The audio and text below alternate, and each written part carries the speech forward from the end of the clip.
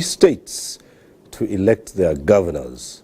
Now, this is coming after the dust raised by the country's 2023 general elections was settled at the Supreme Court with the declaration of President Tinubu as the winner. Although the results of some governorship and legislative elections are still being challenged in courts across the country.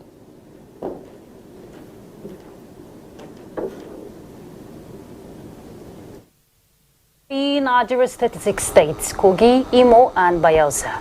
Now, these are the 3 of the 8 states that have off-cycle governorship elections in Nigeria, meaning voting is not done in the country's general elections. Registered voters in these states will file out in less than 24 hours from now to elect their governors.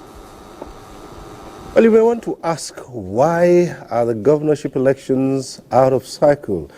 The answer lies in the outcomes of post-election court cases, which either removed governors who did not win the election outrightly or ordered new elections following some electoral malpractices or discrepancies months later.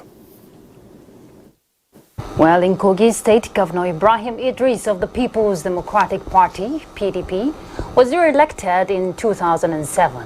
In October that year, a court annulled the election, ruling that the Independent National Electoral Commission had wrongly excluded one of the candidates, Abubakar Audu, of the All Nigeria People's Party. Now, the court ordered a fresh election with the Speaker of the State House of Assembly, Clarence Olafemi, as acting governor. Idris won the election. And in Bayelsa State, Timipre Silva was also elected governor in 2007. BTB Angbari of the Action Congress of Nigeria, ACN, challenged Silva's victory in court. The court ruled that there had been irregularities and ordered a rerun in 2008. Silva won the second ballot and began his term anew. And in Imo State, the reason is more recent. Emeka Ihedioha of the PDP was elected governor of the state in the 2019 general elections. Hope Uzodinma of the All Progressives Congress, who came fourth in the election, challenged the result. In a controversial ruling in January 2020, Nigeria Supreme Court declared Uzodinma the winner. And why do the elections in these states matter? Now, the 3 states are located in 3 different geopolitical zones. Kogi, in the north-central zone, is rich in solid minerals and hosts some of the country's most significant tourist destinations and historic sites. The state capital, Lokoja, is a historic city, and it is at the confluence of the Niger and Benue rivers. It was the capital of the British Northern Protectorate and the administrative headquarters of the British colonial government after the amalgamation of the Northern and Southern Protectorates in 1914. Kogi has 21 local government areas. On the other side is an oil-rich coastal state located in the south-south geopolitical zone. It occupies the southern tip of Nigeria and has many creeks, lagoons, and rivers. Fishing is the main occupation of the people. It has 8 local government areas, the least of any state in the country. And in Imo State, it's a southeast geopolitical zone. Imo is also an oil-producing state, and it is part of the oil-rich Niger Delta region. It has 27 local government areas. Now, INEC has approved the final list of candidates for the 3 elections since June.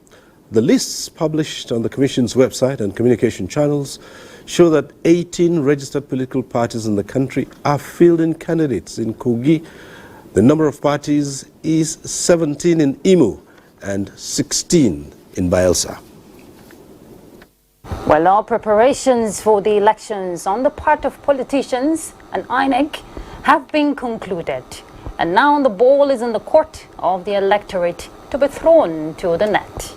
Here, in the largest television network in Africa, the NTA, we are poised to bring to your viewing pleasure the election processes in the 3 states simultaneously without missing any action.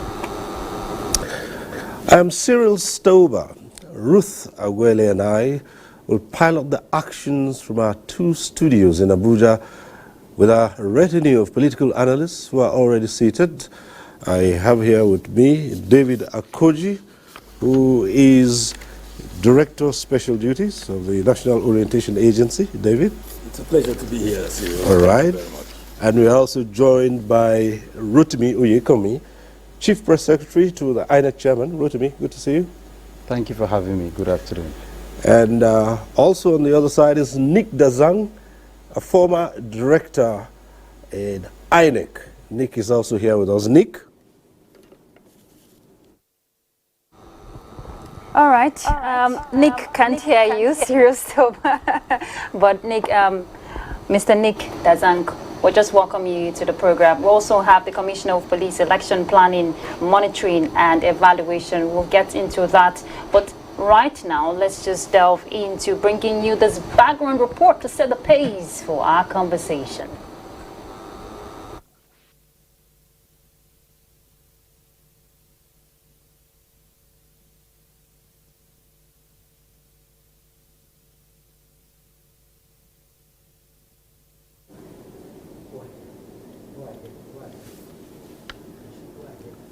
Try to get that in set. Let me quickly, okay, let's take the background report again, please.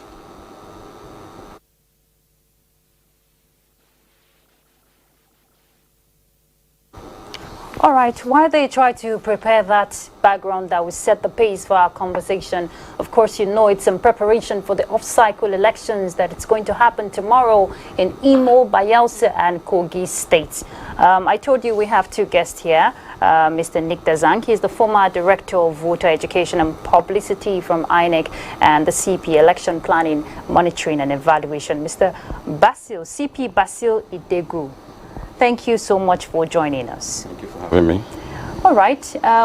We're going to have that background report, so we just set the pace for our conversation. But before then, INEC has come out to say they're ready for the elections. Let me start with you, Mr. Dazang. INEC has said they're ready for the elections. And also, of course, the politicians, I'm sure they've done their best talking about the candidates who are vying for these top positions. From the outlook you have observed over time before the big day tomorrow, what are your observations?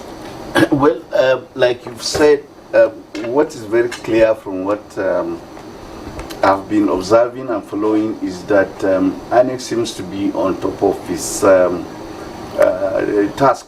And I think that rightfully they see the conduct of these 3 off-season governorship elections as an opportunity to earn trust, to earn confidence from the conduct of the 2023 general elections, which many stakeholders are judged as controversial. So they see this as a huge opportunity for them to make up with stakeholders, to repair the damage done to the Commission's image. And I think what is remarkable is that for the first time in the annals of the Commission, 3 off-season elections are coinciding and taking place on the same day. Before now, we've had off-season governorship elections, but as stand-alone elections. Yeah. But this time around, we have 3 taking place on the same day across 56 local government areas, and the requirements are huge in the sense that these elections are also taking place across 3 geopolitical zones: Kogi in the north central, Imo in southeast, and Bayelsa in south-south. So when you look at it technically, it's like given the fact that we have 6 geopolitical zones, you are conducting elections across half of the country. So that is another implication. And there are other also implications for security and given the pedigree of these 3 states. These 3 states unfortunately have a negative pedigree for violence. They are violence prone, and before now we have seen also negative mobilization by politicians in these states.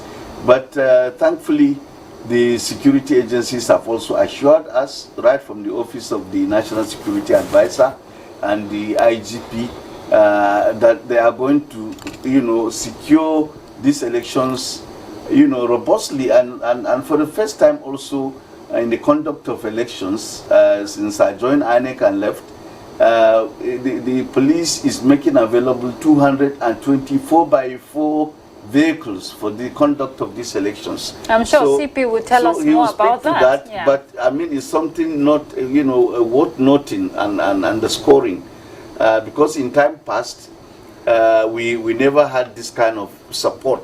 And another thing also to note about the conduct of these elections is that this is the first major off-season election or elections that are taking place under the watch of President Ahmed Bola Tinubu. In time past, particularly under the watch of President Muhammadu Buhari, he had always, for him it was a refrain that he wanted to leave a legacy of credible elections. So far, President Tinubu has not told us the legacy he wants to leave, but from the pronouncements of the National Security Advisor and the assurances given to us by him, it is very clear that he wants to also treat the same path, the same trajectory. So we have seen that, and also from what I've also seen in the three states, sensitive materials have been distributed from the local governments. They have been taken now to the wards across the three states, and then the staff of the commission, the ad hoc and permanent, the security agencies will now sleep. They'll be embedded, in the super racks, that is cluster of racks across the states, and then at dawn, they will now fan out to the various polling units, and we hope that this time around, the issue of logistics that has dogged the conduct of elections, particularly that of 2023 elections, will be overcome. Because if you recall, even in the FCT, there were challenges with logistics during the conduct of the presidential election. And we hope that this time around, INEC, will overcome this challenge so that it becomes a thing of the past. And then, it sets the bar high in such a fashion that subsequent elections will reflect the kind of improvement that we intend to see. Indeed, and these reflections, of course, will finger on different aspects. You mentioned the implication on security. If you want an election to be adjudged as peaceful and credible, of course, that peace must be there, and that includes that everything is in place in terms of security aspects of it. CP Basil, he talked about the whole interventions we're seeing this time around, first of its kind in terms of the vehicles deployed and all of that, because these are key states, and a lot of attention is being put to the outcome of what this election is going to look out for. Yes. Yeah, thank you very much once again. We have been on the planning stages of this election for quite a while, and in less than 24 hours, we'll get to the implementation stage. We have carried out a series of threat analysis on the three states, which we have continued to upgrade from time to time. We understand the fact that these three states have an antecedent of electoral violence, and therefore adequate security arrangement has been made to make sure that these issues of a security threat are properly contained. We have worked out various strategies, and one of which is to ensure that we deploy our personnel in various segments. Now, having understood the peculiar security situation in the three states, we have deployed our tactical units, especially to Imo and Kogi, to carry out clearance operation, so as to ensure that they maintain a level playing ground for the citizens to exercise their franchise before the election, and then make sure that the tension that has built up over the months CP, yes. I'd like to hold your thoughts there. Yes. We have to join our correspondent, Dele, made to understand he's standing by from Kogi. Dele, please go ahead and fill us in on the situation you have at hand. Thank you, Ruth. This is welcome to Lokoja, the capital of Kogi State, the Confluence City. Kogi State, by virtue of its creation, was created in 1991, precisely on the 27th August 1991. And from there, the state had several administrators, military administrators, and civilian governors. And now it is time for the people to elect a leader, especially when it comes to the issue of the governorship election. As at the time I'm talking to you, I'm in one of the registration area centers in Lokoja. Precisely, people would refer to it as a ward. If we are referring to that as a ward, we are referring to it from the point of view of the fact that this is Ward A in Lokoja. And by virtue of this ward has over 100 units, polling units under it. I am aware that all the sensitive materials are now residing here, with the polling agents and everybody every stakeholder that will be involved in the election are now here, just for them to be able to move as early as possible tomorrow morning to the various polling units. So all the sensitive and non-sensitive materials have been sent to racks. This is one of the racks in Lokoja. And if you take a look at it if you take a look at them back, you realize that virtually the agents of all political parties are here. The rack manager is equally here, and everybody that is involved in this election is here. And if you take a look at Kogi State, we have 21 local governments 21 local government area in Kogi State. And taking a look at the voting population, registered voters stand at 1.9 million voters. And if you take a look at it beyond that, those that collected their PVC, as at the time I'm reporting, they are 1,833,136. Those are the people that have collected their PVC, and they are eligible voters that will participate in tomorrow's election. From the point of security, everything is said, because early in the morning we spoke with the DIG in charge of the election in Kogi State. And the DIG has been so wonderful, and the security arrangement is good, and the people are good to go when it comes to the issue of election in Kogi State. And if you take a look at the data when it comes to the issue of the voting pattern and those that have registered, if you take a look at it from that point of view, you realize that there are many people, especially when it comes to the issue of mail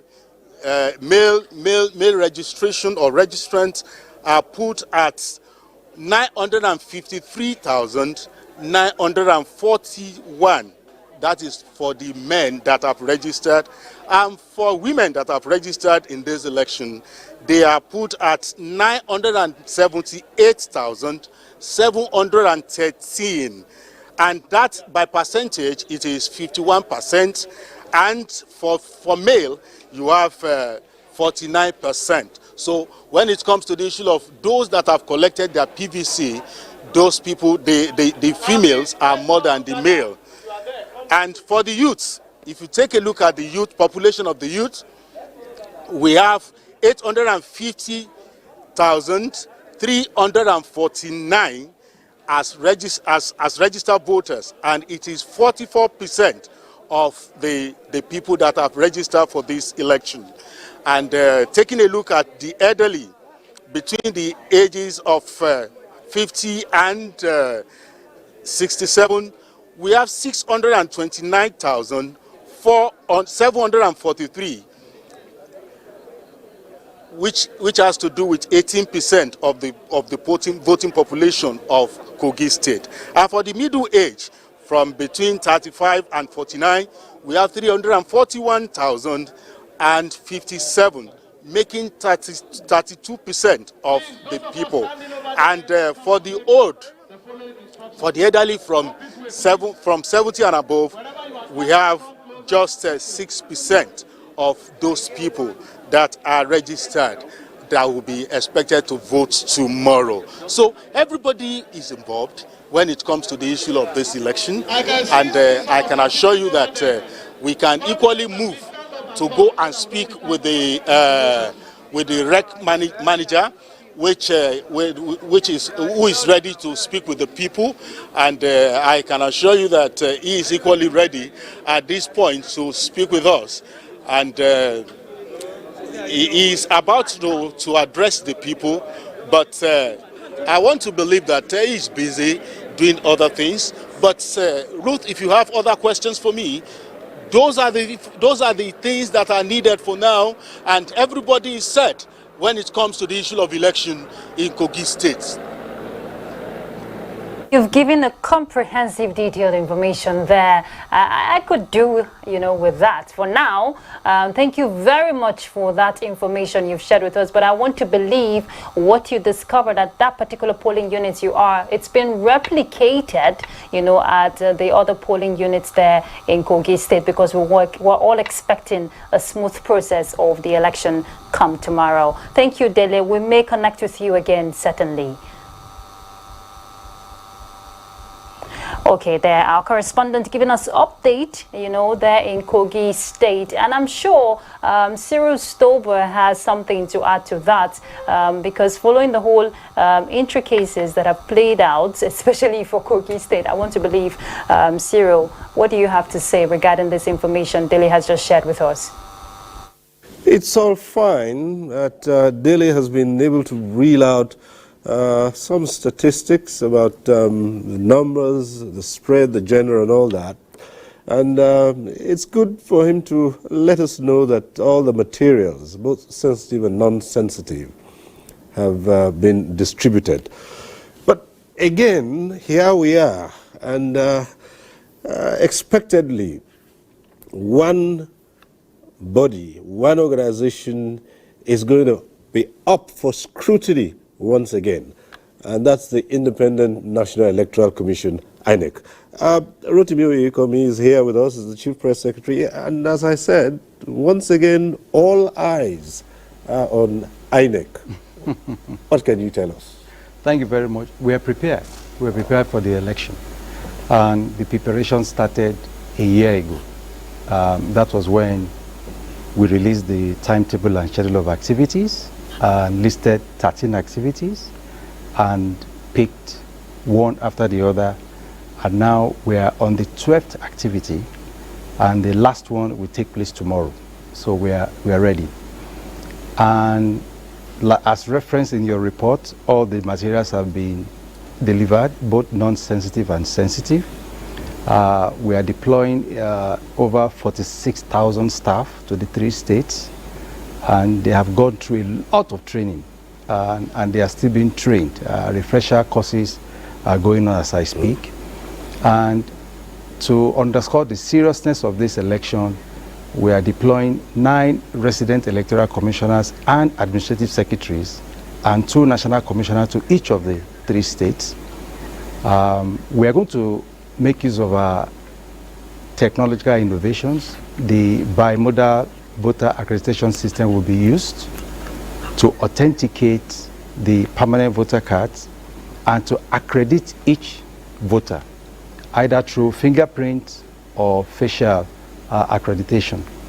And of course, in the course of the year, we made permanent voter cards available, as referenced in your report. Across the 3 states, on the average, we have between 94 and 96% of the PVCs in the hands of voters.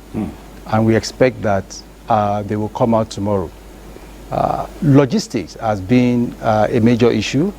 We took it very seriously. One of the things that we did after the general election was to review our processes. We called our electoral officers, our staff in, and we thoroughly examined all what happened, what did we do right, what didn't we do right, and then harvested all the recommendations. Then of course we consulted the external stakeholders who also told us what they saw. So we are implementing those recommendations now to ensure that we don't make the same mistakes.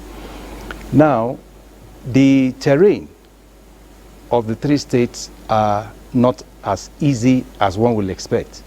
Take Bayelsa, for instance. Some local governments are actually on the Atlantic Ocean, so we needed to enter into MOU with marine boats, with boat owners, and then with the Marine Union. And we also entered into agreement with individual vehicle owners in the three states, and of course engage with the NURTW, the unions at the state level, to help us supervise the implementation. Security is also an issue. I remember that in one of the stakeholder meetings we had with political parties, some of the parties complained bitterly about how they were attacked when they were having their campaigns, their billboard, torn and all that, and asked the INEC chairman to, tell the security agencies to come to their rescue. And this was a very strong point of discussion when we met with security agencies under the Interagency Consultative Committee on Election Security. And the last meeting that we had in the last week of October in the National Security Advisor's Office, we were very pleased with the assurances we got from the NSA, from the service chiefs, including the Inspector General of Police.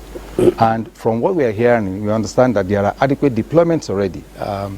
In fact, I've seen on social media, hundreds of policemen and soldiers and other sister agencies going. So I think that we are good. The issue with the beavers, where during the last general election, in some negligible instances, we had some of our ad hoc staff uploading their pictures to the IREF, to the INEC Resolve Viewing Portal. We've made sure we're taking care of that. In fact, the INEC Resolve Viewing Portal is now equipped with some protocols to scan every polling unit result, the Form E8A, that will be uploaded. There are now security features on them, so if the IREF does not find those security features, it will not accept. All right. Yeah. That's one equipment that's going to be under scrutiny again. And well, we all know the reasons why. The IREF thing, everyone is watching, despite all the assurances by INEC. But we'd like to take a little bit more on that, on the IREF and the assurances that they'll all work appropriately this time. But before we do that, we had said in our introduction that we're all ready with our correspondents at the various locations to fill us in with details of how prepared those states are. A short while ago, we were with Delia Tubi in Lokoja. Now let's go over to Owerri and link up with Chibike Chukwu, who's there and ready to update us on what's on ground. Chibike, just go ahead, give us, an account of what's on and how ready people are in Imo. Of course, you're in Owerri there. So talk to us, Chibike. Yes, Cyril. Imo is generally peaceful at this moment. You can see people are moving about their normal businesses. Everybody is getting set for the D-Day, which is tomorrow. The security agencies, INEC officials, everybody is fully mobilized. The people are in high spirit to make sure that they elect a governor that will govern them in the next 4 years.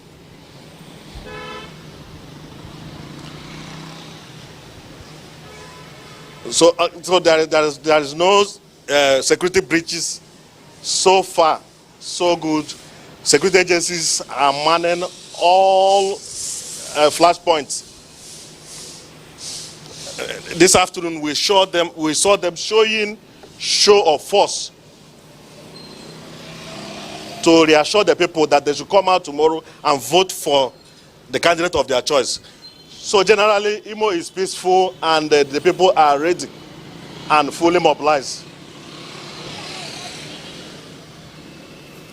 All right. Chibike, thank you very much. And just to add that you guys who are on the team of the NTA are all set as well. And you're going to be bringing us detailed coverage of how everything will go in Imo. So for now, I'd like to thank you very much. Chibike, we'll check in on you guys much later on. But back here in Abuja, one of our guests is still here, David Akoji, Director Special Duties, National Orientation Agency. Now, the people, the electorate, the political parties, and of course the umpire, INEC, these are the keys to what's going to happen tomorrow. INEC has said it's ready. The political parties and the politicians expectedly run all their campaigns and said all the things they need to say to convince the electorate. It's now for the people too. When you look at the awareness of Nigerians generally speaking, and in these three states of Bayelsa, Imo, and Kogi, who are going to the polls tomorrow in these off-cycle seasons, what do you see? Well, governorship elections, whenever they happen, arouse a lot of interest. You know, because governors are very close to the people at the state and at the grassroots levels. So the citizens and the voters can easily find what their stake is in an election such as what we're seeing in these off-season elections in the three states of Kogi, Bayelsa, and Imo. The National Orientation Agency 4 months before now had commenced extensive sensitization, you know, and stakeholders engagement in these three states. That stakeholders engagement saw us engaging with traditional rulers, religious leaders, women leaders, youth leaders, and all of that. And the purpose of it was to ensure that this recurrent challenge of voter apathy, you know, it does not occur in these off-season elections.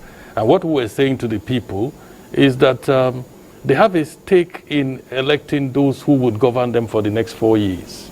If they have been complaining before now, this is the opportunity to redress the issues that were raising such complaints. This is the period that puts the power in the hands of the people. And so they should not be intimidated. They should not allow themselves to be frightened off the field from exercising their franchise. So these are some of the messages we have been sending. Also telling them that it's important for them to vote correctly. Because if you vote wrongly, your vote can be voided. And then all the efforts that you have put, standing in the sun and putting all this, may become in vain, as your vote will not count to the extent of who, you know, gets elected at the end of the day. And we'll also be engaging, we have visited with some security agencies, our state directors have done this, commissioners of police in their various states, engaging also with INEC officials in these three states to ensure that we're all on the same page and that the elections will come out credible, peaceful, you know, and a reflection of the desires of the people that are resident in these states. Now, I'm excited hearing this feedback from the two states that we have heard from thus far, you know, Kogi and Imo State. I was making a note of some of the statistics, you know, that your reporters are reeling out, and those statistics filled me with a feeling of anticipation that things are going to go well. I'm particularly excited to see on the streets of Imo, people are going about their normal businesses, you know, while they prepare for the elections tomorrow. Before this point in time, players on the political field, some contestants and some political parties have been doing a lot of saber rattling, you know, and raising anxieties of all sorts. You know, the environment in Imo and Kogi especially have been replete, you know, with conversations around the possibilities of violence breaking out. You know, and we don't like this at the National Orientation Agency, because such conversations, if it becomes predominant, can actually lead to voter apathy. And we don't want voter apathy to happen. All right, so we've heard from Imo, we've heard from Kogi. So we will soon link up and find out what's happening in Bayelsa, and shortly we'll link up with Fisayo, who's there when he's up and running, and he'll be telling us what's going on in Bayelsa. We of course expect to get basically the same reports, that the people are ready to come out and exercise their franchise in Bayelsa, just as they are in Kogi and Imo. But in all of this, I've been able to establish one thing, and that is, again, even though these elections are taking place in 3 states of the 36, it's expected that all eyes, all the other states, will be monitoring closely what's happening and what will happen in those 3 states, and easily for very clear reasons.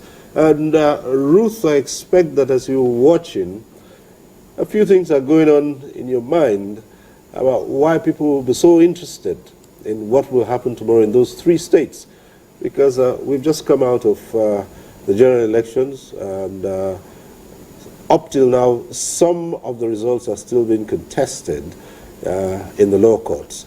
So it's, Nigerians again will say, let's look at what will happen, and if INEC can prove that, well, all those knocks they've been getting might be misplaced, and that it's all a collective thing if Nigerians decide to hold elections, and they will do so. So, Ruth, what are your thoughts?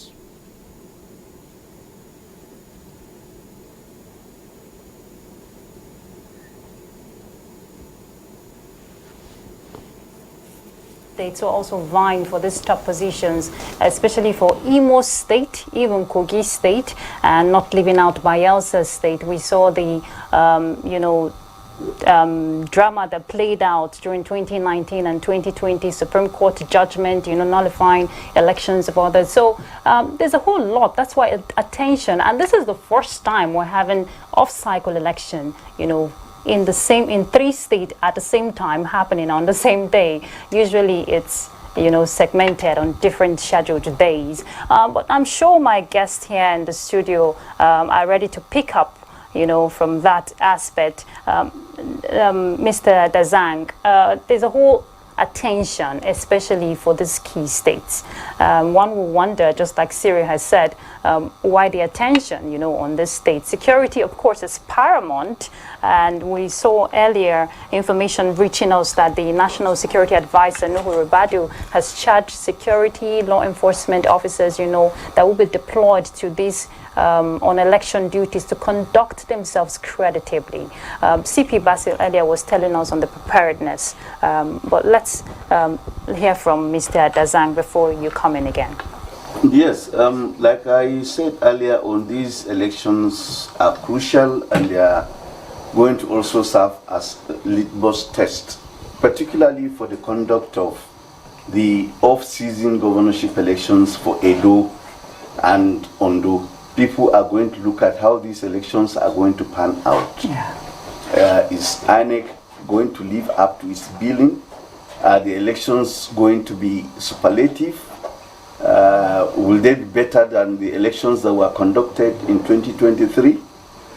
So people are going to look at that. Secondly, people are also going to look at whether at the end of the day these elections will end or will be decided, at the polling units and not at the courts.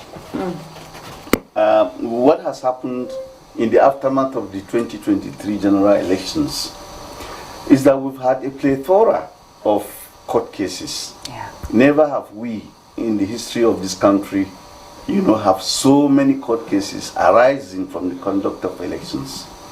And what some of us hope to see is a return to the kind of trajectory that INEC, treated or trod in 2011 and 2015.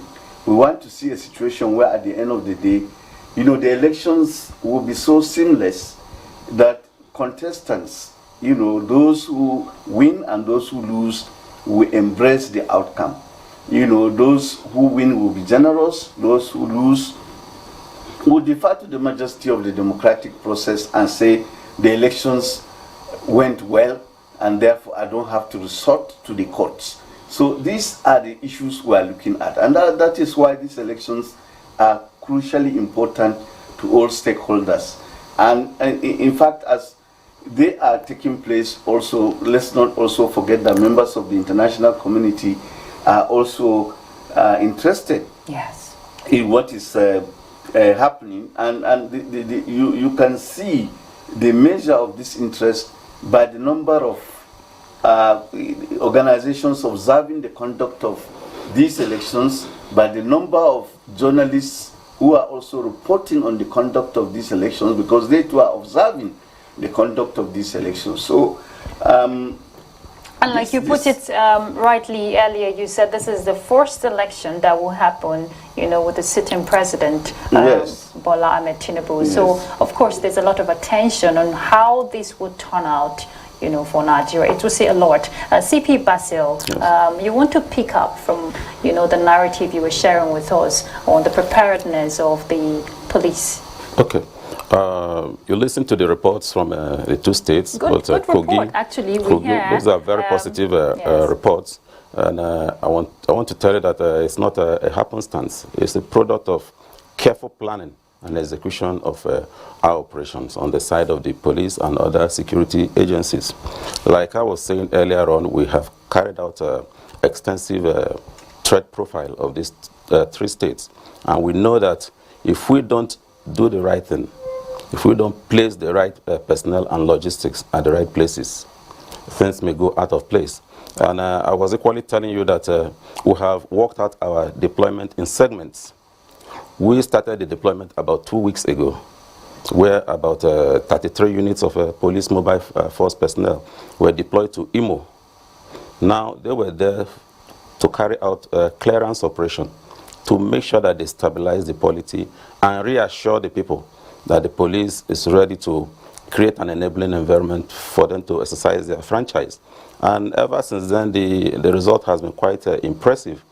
We are equally working with other security agencies. We have had a series of interagency engagements where we worked out on how to carry out a well-harmonized and coordinated operation of our personnel.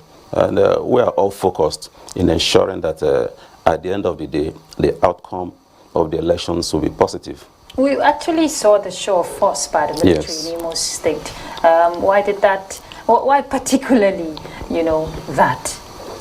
It's a joint operation.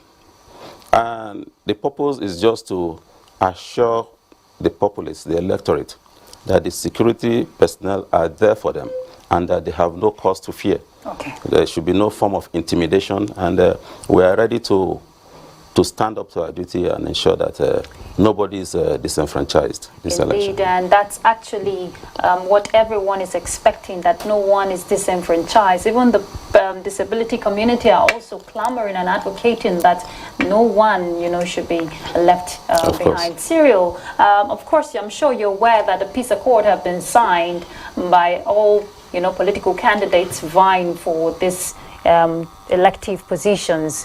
It's very critical, Cyril, for these candidates. It's actually a tradition, or should I say a ritual, whenever there's an election, for them to sign the peace accord. Just from your own perception, over time, have you seen that, played out after the elections, before and after the elections, even after signing that peace accord? You say it's a tradition. It's a tradition. The players sign, a resolution that will be well behaved. But you see, what happens later is another discussion for another time. Right now, though, we understand that the resident electoral commissioner in Kogi is probably addressing the press, and that's on live. So we'll just link up quickly. quickly, get back to Kogi and see what's going on there. And then when we return, we'll look at this matter of signing of peace accords and what happens after all. But let's go over to Kogi straight away.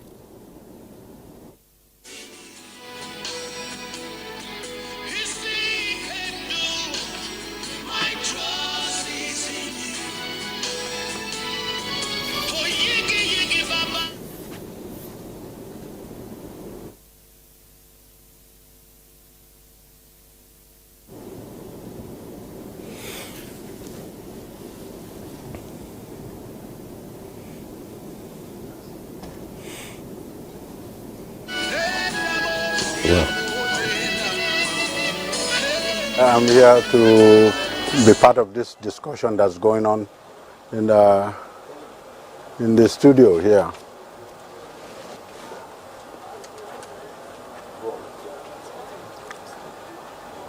Yeah, Kogi State, as you would have heard, we are at the height of our preparation, and as your reporter had said, we have distributed materials, sensitive and non-sensitive materials, to all the rack centers as I speak.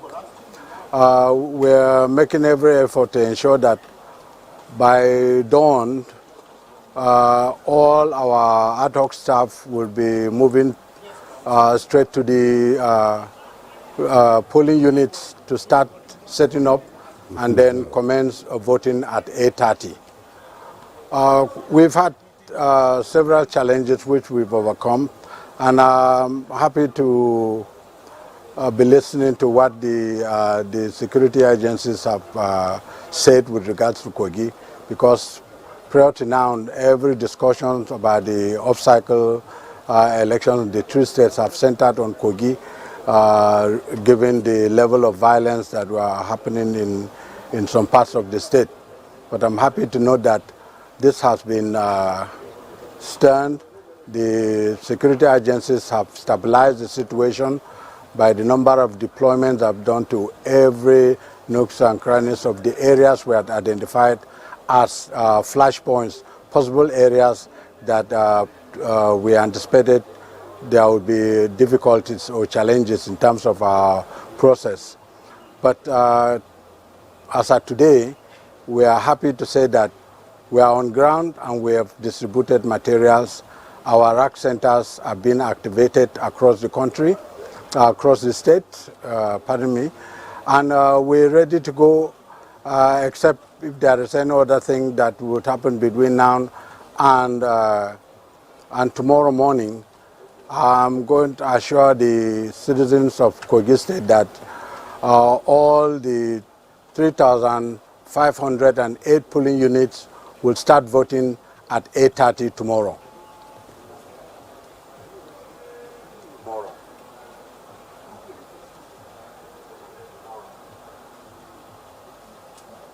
Dr. Harley Gabriel Longpet, the resident electoral commissioner in Kogi State. This is a question that many Nigerians would love to ask, especially for officials of the electoral body to answer, given the circumstances of what's going on. Do you feel like you're under any kind of pressure at this point in time? For two reasons. One, being the resident electoral commissioner in Kogi State, INEC has gone through a lot since the last general elections. That's on one side. Do you feel like you're under some pressure that you must deliver because all eyes are pouring on you? That's one side. And secondly, given the location, you're the rec in Kogi State, and sometimes Kogi can be tense. So do you feel like you're under some kind of pressure being where you are right now? Under some kind of pressure being where you are?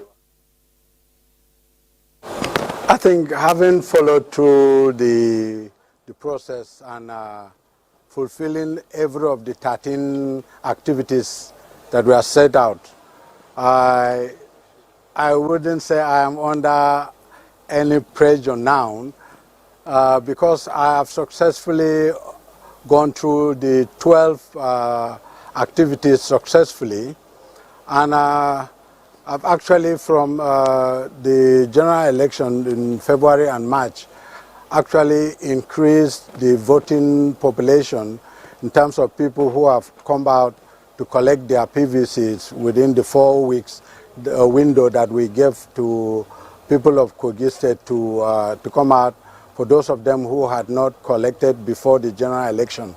So we've had an improvement that today we are going to have about 1.8 million voters out of the 1.9 million that have registered. So we are expecting that 1.8 million voters in Kogi State will come out to cast their vote. Pressure in terms of the tension, yes, there were tensions.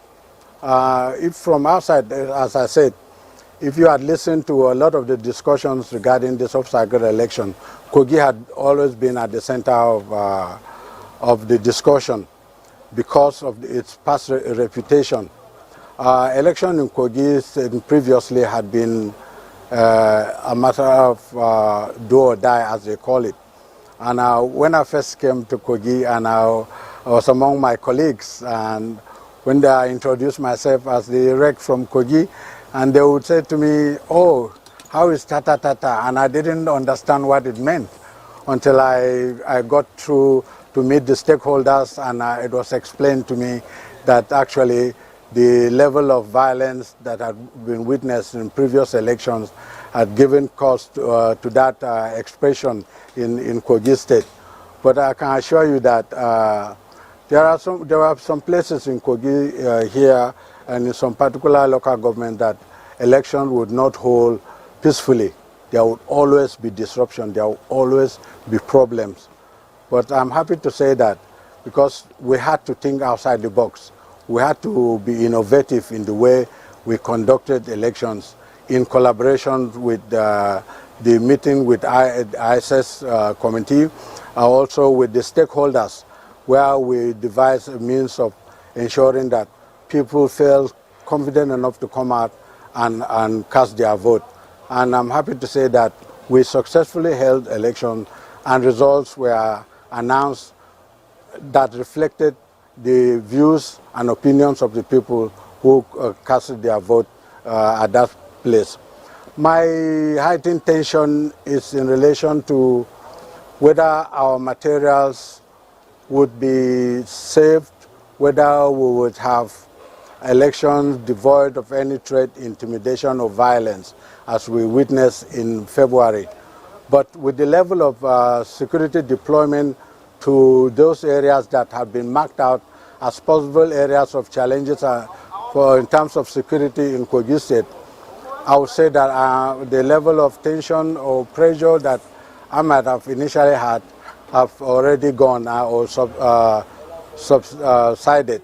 So I'm happy to say that I think we are in good hands with the level of security deployment in the state and with the level of sensitization that we've done in the state. We translated all the jingles in the local languages of Igwira, Igala, Okun, Nupe, Hausas, and Pidgin English. And I think everybody is ready with the assurance we've given and with the level of preparation we've done. I don't think there is any much pressure that I would say I'm under at the moment. I'm happy and we are ready to go. All right, thank you very much, Dr. Haile Gabriel Longpet, Resident Electoral Commissioner, Kogi State. We can only wish you well tomorrow. Thank you so much. All right. Well, as you already know, 3 off-cycle elections will take place tomorrow. But what led to the emergence of these elections? Mere Ugidi takes us down memory lane and the readiness of INEC and security agencies ahead of the polls.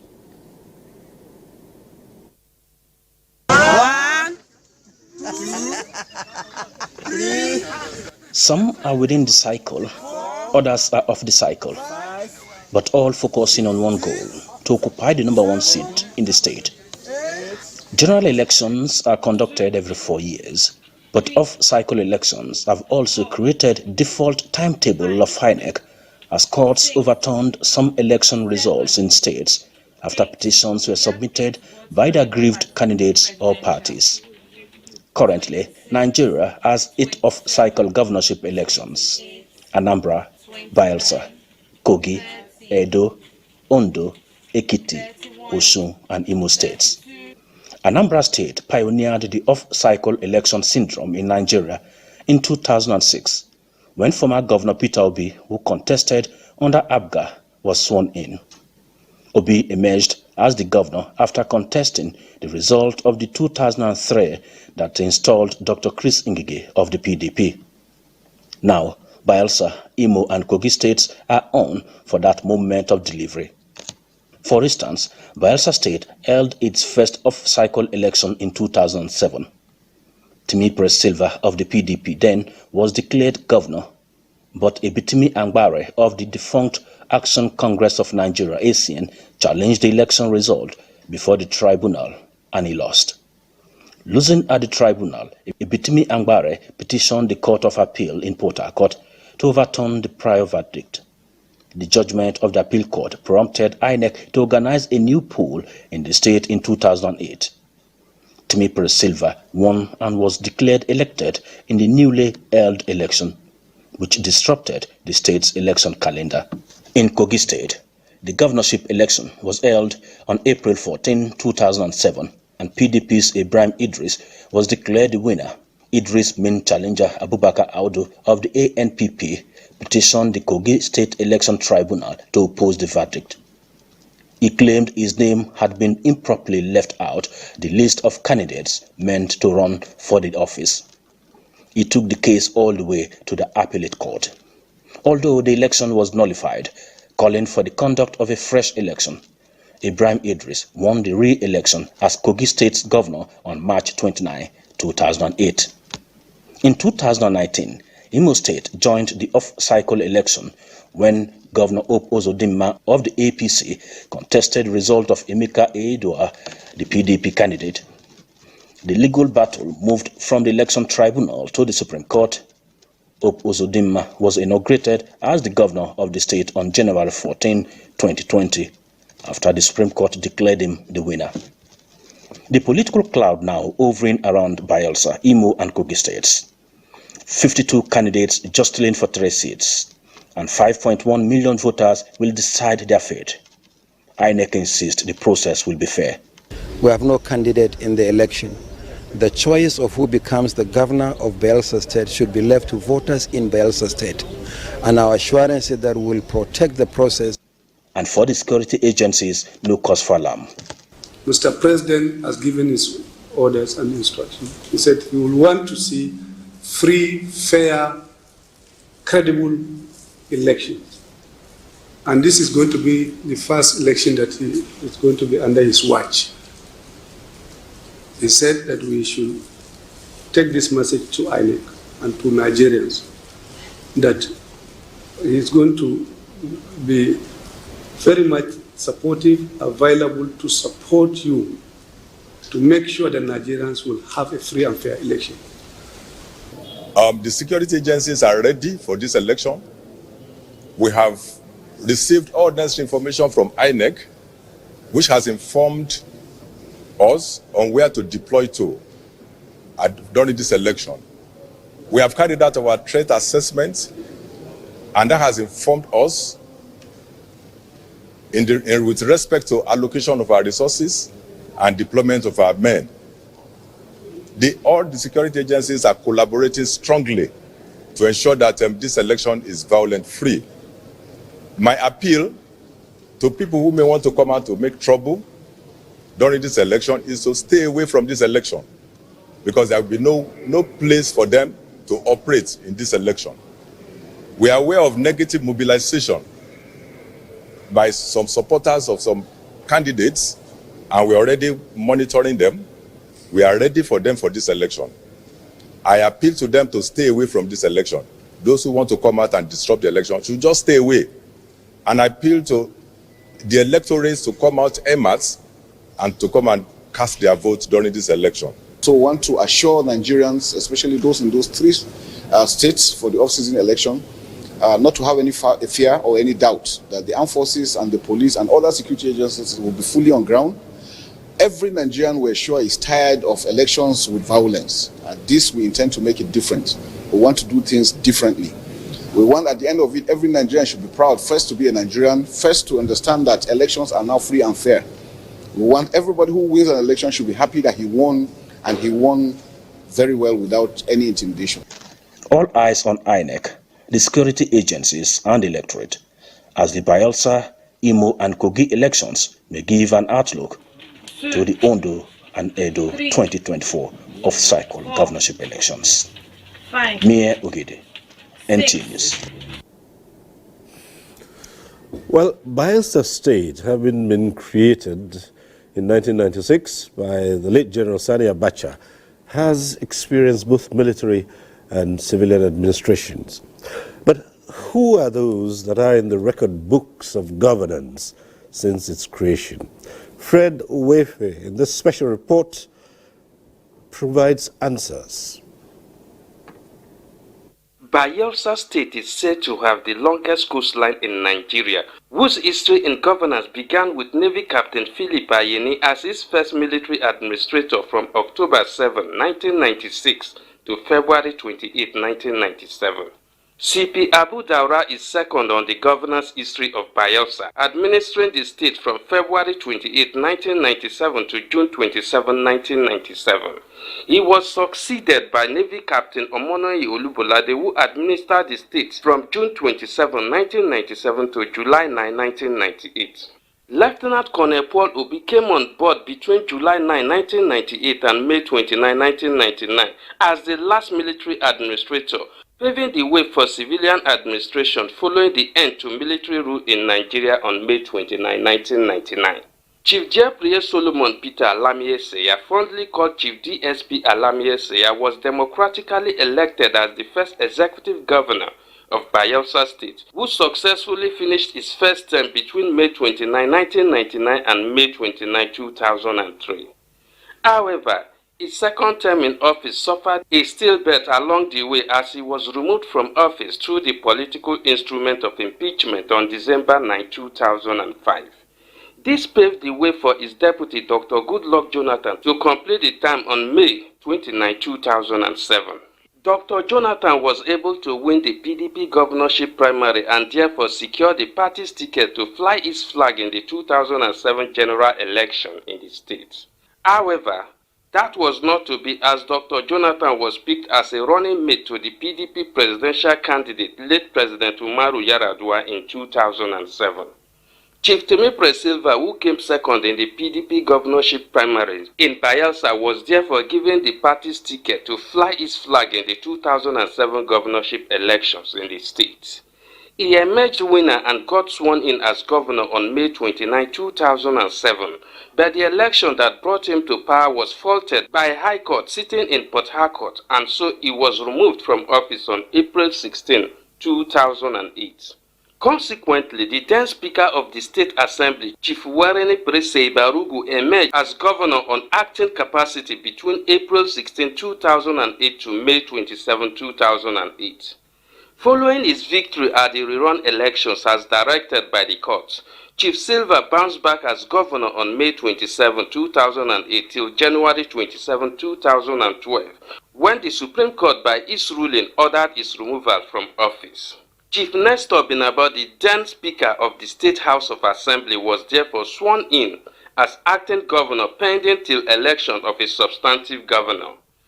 Chief Binaba's term as an acting governor ended on February 14, 2012, when Senator Seriake Dixon took over from him, having emerged victorious at the polls.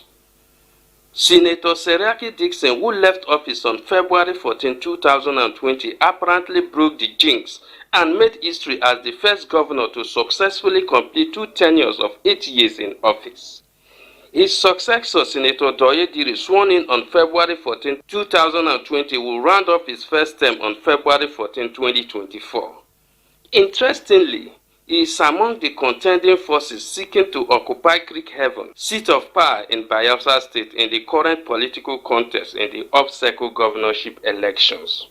As a state, It is left to be seen whether or not the jinx second-term debacles, as broken by Seraki Dixon, will stand. In terms of development, comparatively speaking, we are not there yet. But we have made progress. We have done well at 27. When you compare Bayelsa to other states that were created at the same time with Bayelsa, you will not say that we are there yet. But you cannot say that we have not done well because our terrain is actually very bad. We have a challenging terrain. Whereby if you want to do a road, construct a road in this place, you do much more than what you are supposed to do as it is in other places. Development is an imperative word. Even NTA in Yenagoa today is part of development because of the 27 years. Before the creation, we only had NTA Port Harcourt where we struggled to get signals from. But after the creation of Bayelsa State, we have NTA in Yenagoa. Bayelsa's peculiar topography as a riverine environment is one that has a great socio-economic prospect if harnessed. The question, therefore, on the lips of observers is who among the 16 candidates on the ballot seeking to be the next governor of the oil and gas-rich state can provide the desired leadership to answer to Bayelsa true name, the glory of all lands. Fred Okwefie.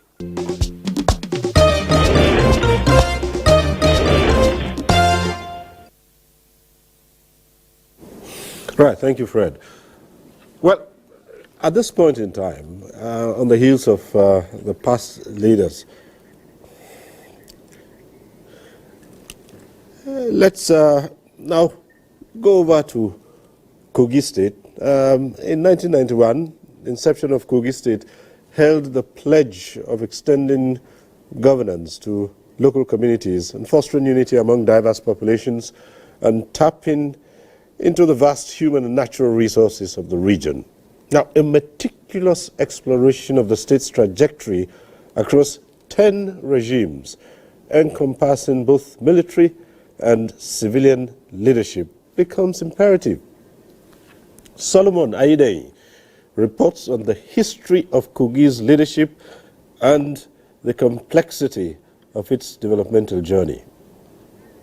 State was established in 1991 under the leadership of the then military head of state, General Ibrahim Babangida. Over the course of its 32-year existence, the state has been governed by a total of 8 chief executives across 10 regimes encompassing both military and democratically elected leadership. A brief acting regime was instated due to electoral disputes in 2008. A comprehensive overview of the various regimes and chief executives that have led Kogi State include Colonel Danladi Zakari, who served as the first military administrator of the state. Prince Abubakar Audu followed, then Colonel Paul Omeruo. Colonel Bizego Afakria succeeded Colonel Paul Omeruo as a military administrator. Also, Colonel Augustine Anebo took charge of the state during this military era. With the return of democracy in 1999, Prince Abubakar Audu was once again elected as the governor of Kogi State. Following Prince Abubakar Audu's tenure in 2003, Ibrahim Idris assumed the governorship and served 2 terms. During Ibrahim Idris' second term, a unique situation arose when Clarence Olafemi, the Speaker of the State House of Assembly, held an acting regime due to the annulment of the governor's election on February 6, 2008. Olafemi facilitated a successful rerun election on March 29, 2008 and resumed his role as Speaker, while Ibrahim Idris was sworn in again for his second term on April 5, 2008.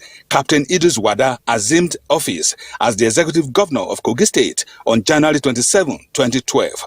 Subsequently, Governor Yahaya Bello commenced his administration on January 27, 2016.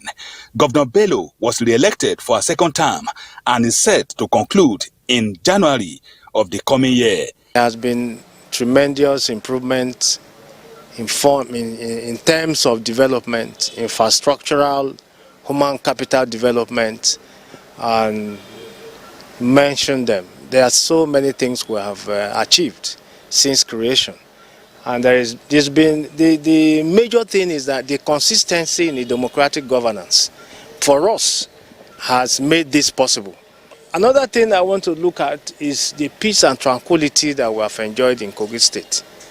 And that peace has been the panacea for the overall development that you see.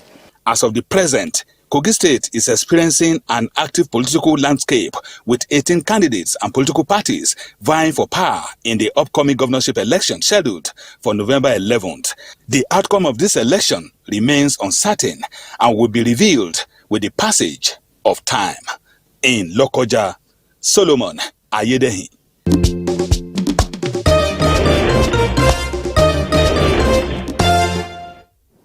Right, report from Solomon. Well, residents of Owerri have stressed the imperatives for the emergence of a leader who will pay attention to addressing the challenges of unemployment and insecurity in Imo State, among other things. Kate Osunwa tells us more. And it's mainly about meeting the needs of the people through provision of basic amenities and ensuring the security of lives and property. This, therefore, forms part of the electoral values often considered by many. In Imo State, expectations are high with the countdown to the governorship election set to hold on November 11. While the candidate with the highest vote will be declared winner, a look at the official register presented to political parties ahead of the election in Imo State shows that the total number of expected voters stands at 2,419,922. A breakdown of the figure indicates that 1,199,263 form the male voting population, while 1,220,659 are females. In their categories, the youths have the highest number of registered voters, which is 33%. The middle-aged is 32%, while the elderly and the aged are 23% and 12%. Some eligible voters, including youths who will be participating in an election for the first time, and persons living with disabilities, highlight the relevance and difference their votes will make in the election. If that youth wants that change, it will be his vote or her vote that will cause the change. So if they come out and cast their vote and made a right decision, to make a very big positive impact. For instance, if I, as a visually impaired person, should be aided or assisted in order to come and vote in a free and fair environment where there will not be anything violence or thuggery, we allowed to be casting our votes will make a very great difference. People with visual impairment, they have what they call BBG, that is a Braille ballot guide, which they will insert the vote ballot paper. The ballot paper, then you use the ballot Braille ballot guide to select the option you want to vote. But we are encouraging the women to come out and vote, and their vote will count. They further stressed the need for policies and programs of the incoming governor to be all-inclusive. In terms of development, whoever that will come will look forward that he will develop the entire state and provide employment to the citizens. By the time we have a right candidate and there is a good job opportunity, every youth coming out will be able to get a job. 18 candidates are contesting in the governorship pool, among whom is the incumbent Governor Hope Uzodinma of the All Progressive Congress. In Owerri, Kate Osunwa.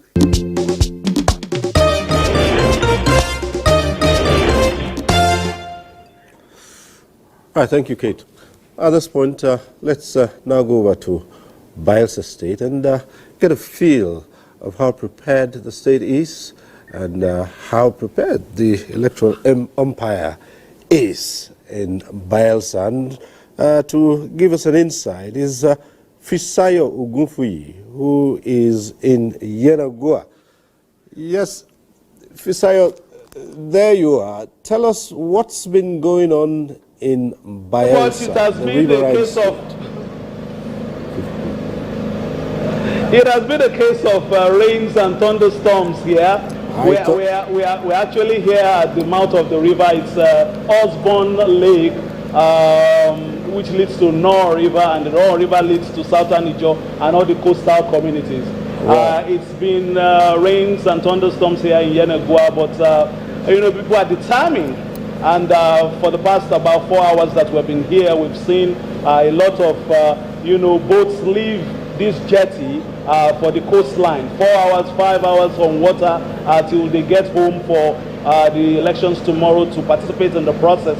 And they told us that they are determined to be a part of it. Just a couple of you know, moments ago, we also saw a number of you know, passengers on the river boats leaving for Brass.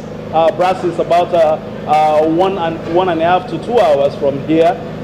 They are trying to just make it because there's something like a curfew on the you know, on the rivers that anything after 6 o'clock they might be stopped, and it will just be you know, taking their journey in the morning because members of the Marine Police as well as naval units here have said that they won't allow for night journeys on the rivers.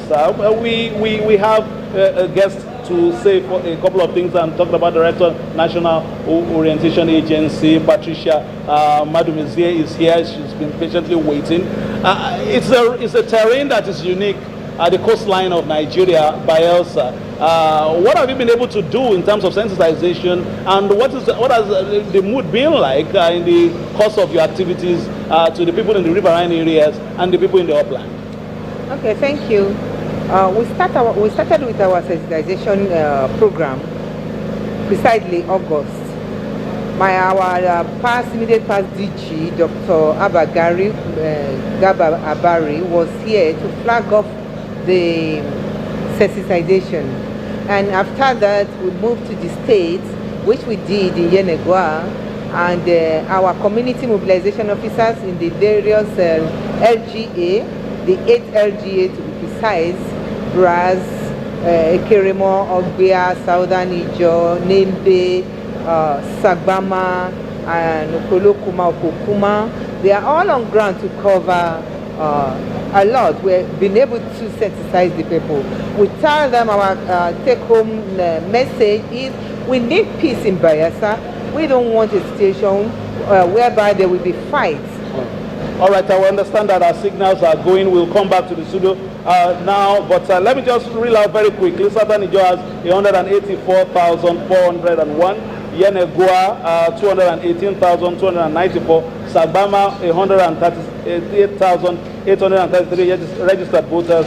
Ekeremo 137,225 votes.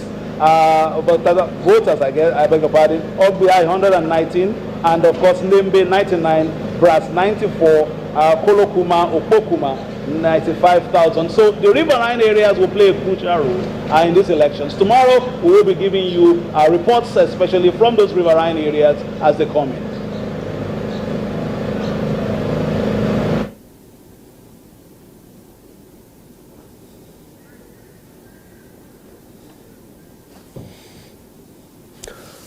All right, Fisayo, thanks a lot.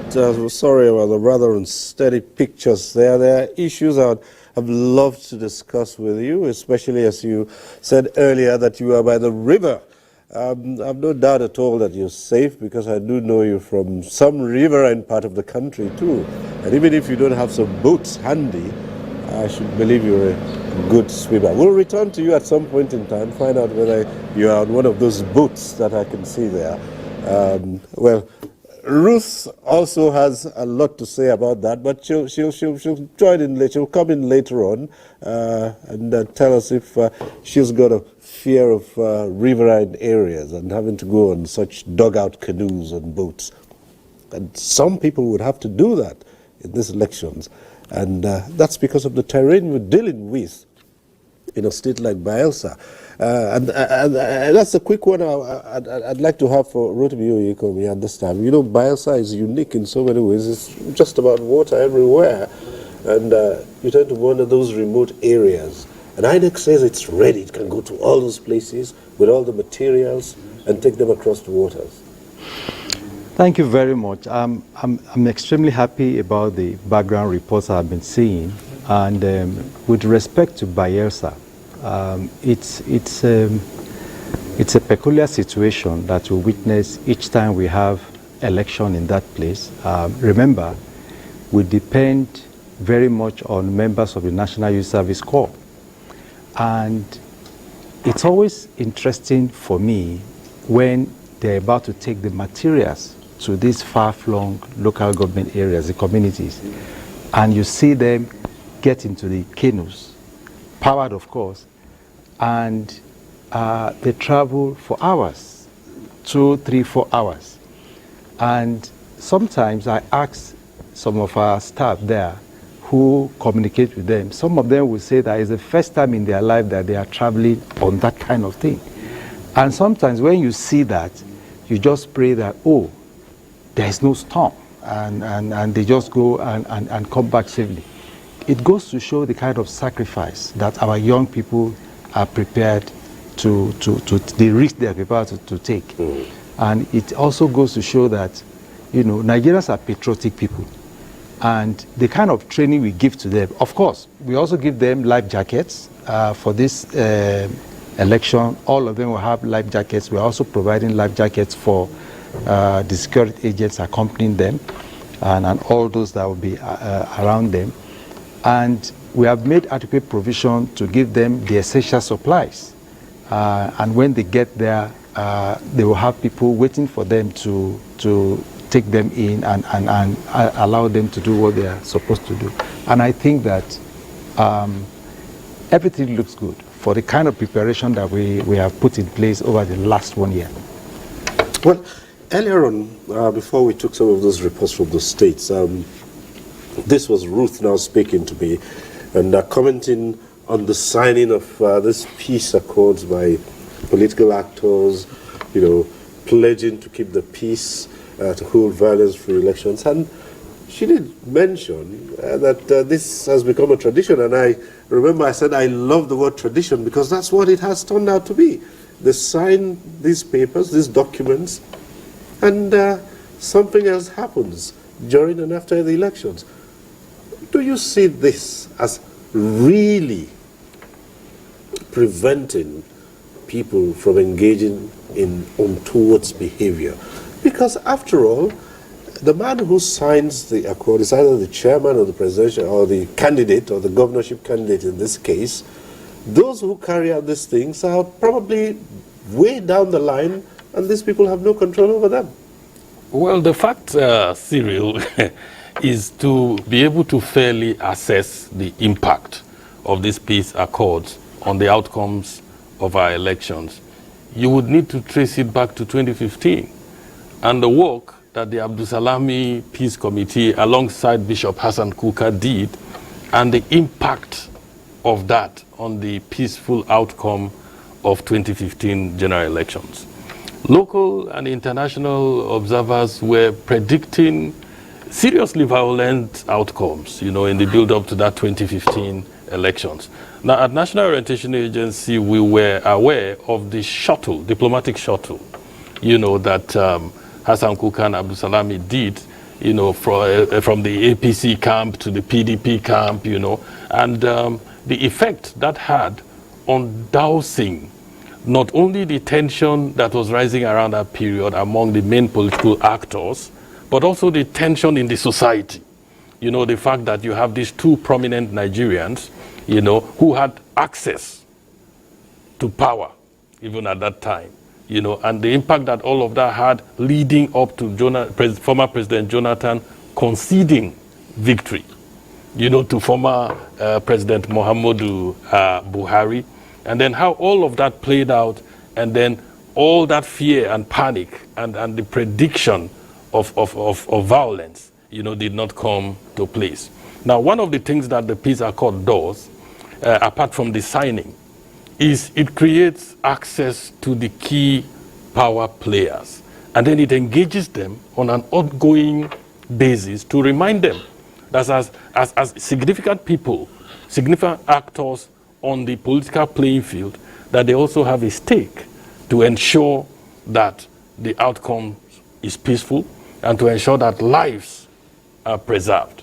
I'm aware that this is an ongoing process that the Peace Committee continues to do outside of the ceremonial signing.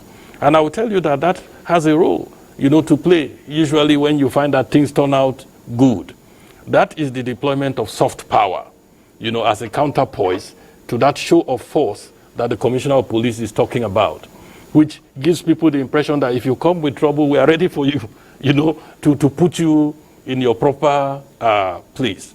So I think this has its place in our political landscape, and it should not be written off as a ceremonial mere signing of paper. This is my perspective. All right. Well, Ruth, there you have it. It's of some significance, albeit every once in a while, one or two people go astray and forget that an accord has been signed. But on a general note, as David would say, it has a place.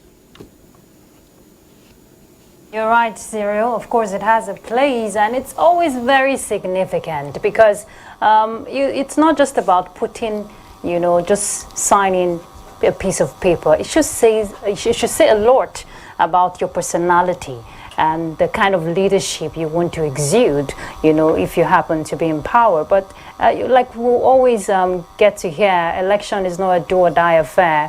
It's just you're given a mandate to serve the people, the service you should render. And going back to the question you asked earlier about the riverine side, when we joined Fisayo in Bayelsa State, of course, yes, I have that phobia for water. I don't want to be caught anywhere near the rivers. Mr. Dazang, you've seen a lot of reports we've played, and I'm sure you're following up with the developments happening, going by the history, how some states, find themselves in the off-cycle terrain. From your observations, governance, it's all about service for the people, and Nigerians or the electorate who will go out tomorrow to vote want to see that translate, after tomorrow. Especially, they want their votes to count. They want to see that whoever that holds power is actually, the right person to be there. Yes, I think the measures that INEC has put in place so far suggest clearly. We will come to that shortly, if you don't mind. Yes, Nick, just a moment, Nick. We'll come to that shortly. But at this point in time, Kingsley Ononiwu is standing by in Owerri. And we'll just go to him live. And then when we come back, Nick can take on that matter of governance. Kingsley Ononiwu should be on screen there, right? All right. Right, Kingsley. Okay, well. We'll still try to link up with Kingsley, but let's get back to Nick Dazang as he, takes on the question about governance, which Ruth had put to him a couple of seconds ago. Yes, Nick, I apologize. Go ahead, please. I was trying to say that the preparations for me suggest clearly that the election, the conduct is likely going to see an improvement on what happened in 2023, and that the votes are going to count. But what is key is at the end of the day, let people have good governance. We've always argued that there's a correlation, there's a relationship between democracy and good governance. And this is one of the issues that was underscored right from 1999 under the watch of President Olusegun Obasanjo. You recall that it was under that dispensation that the media took a tour of the states to see for themselves how governors were performing. And at the end of the day, awards were given at the International Conference Center for governors that did very well. Odili came first. Governor Odili came first. He was followed by Governor Audu of Kogi State in terms of overall, performance. And that set the tone for healthy competition between the governors. Unfortunately, the awards and the tour, was not sustained, and unfortunately also the political class does not seem to set considerable store by delivering good governance. We see a very huge gap between people in office and then the level of development in the grassroots. There's a very huge gap between the promises politicians make and their performances. And for us to sustain this democratic project, we need to bridge that gap. And my argument is fortified by what we have seen in the Central and West African sub-regions. We've seen reversals, democratic reversals rather than improvements. And part of these reversals are occasioned by good governance. And our prayer is that members of the political class should learn lessons from these reversals by delivering good governance so that the democracy project can be sustained. We fought for this democratic project when the military was in government. We said we didn't want autocratic governments. And then, that paved way for democracy. And if our fight then was for the military to leave so that we could have good governance, it is time Nigerians had it so that we continue to, not just express ourselves, but also, benefit from the dividends of democracy in terms of infrastructure, in terms of good roads, in terms of hospitals, in terms of schools, and so on. So these are the kinds of things that I think members of the political class should avert themselves to, rather than merely occupying office for the sake of occupying office. Office should be used as an end, as a means to an end rather than an end to a means. So that is my take on that. They should also be, they should conduct themselves rather tomorrow, in the right way to ensure that everything goes seamless and smooth. Well, from what we have seen and the peace accords that they have signed, and I believe that these accords that the contestants sign also, have value. You could imagine if these accords were not signed in the first instance.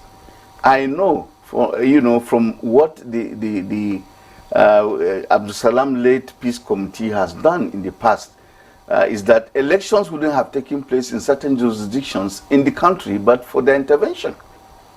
At one point in time, it was challenging for us to conduct elections in Rivers State.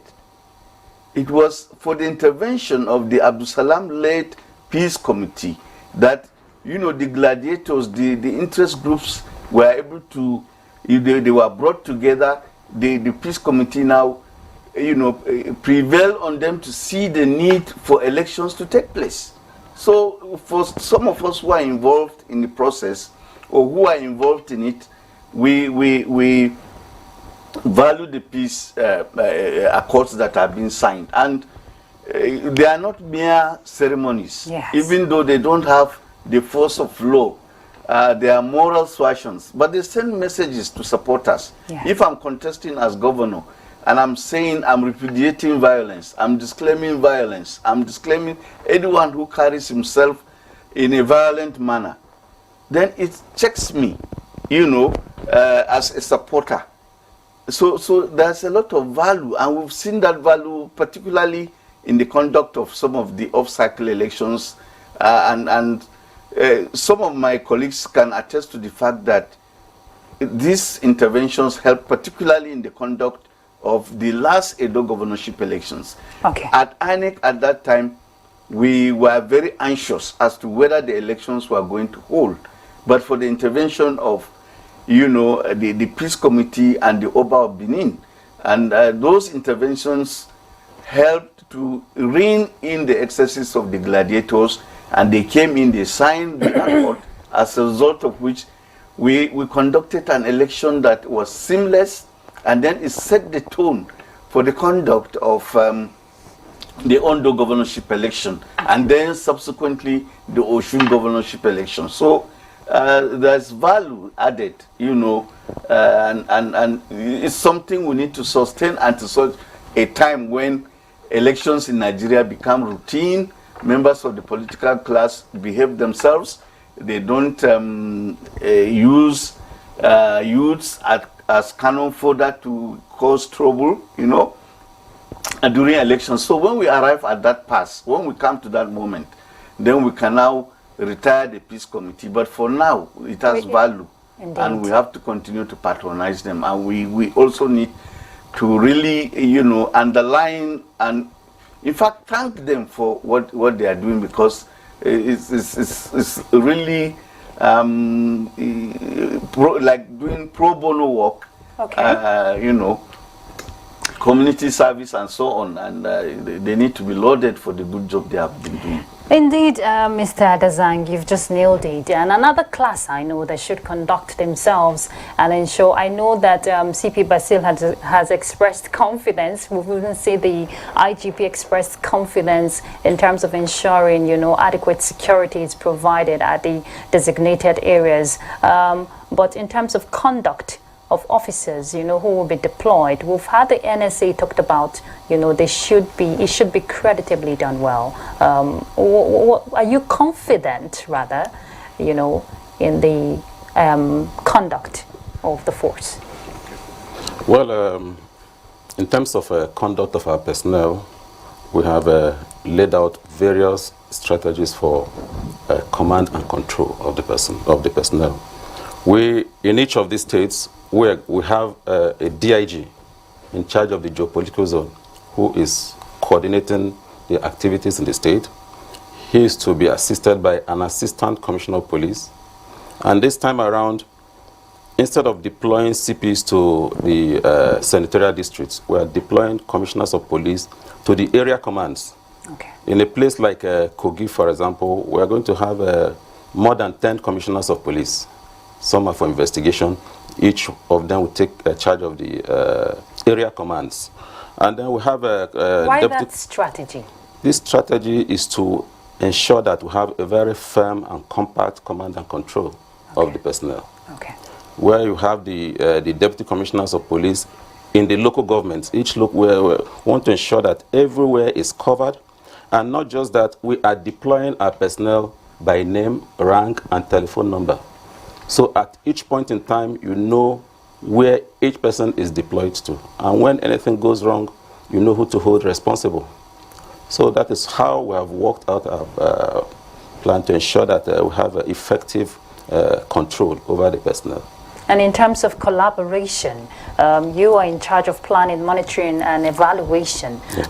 What's the synergy like? Oh, the synergy is quite high, and we have had a series of interagency engagements where the other relevant security agencies have pledged to work closely with the police. For this election, we're going to have a harmonized and well-coordinated deployment of personnel. Other agencies will bring their personnel to the police for deployment for effective command and control. And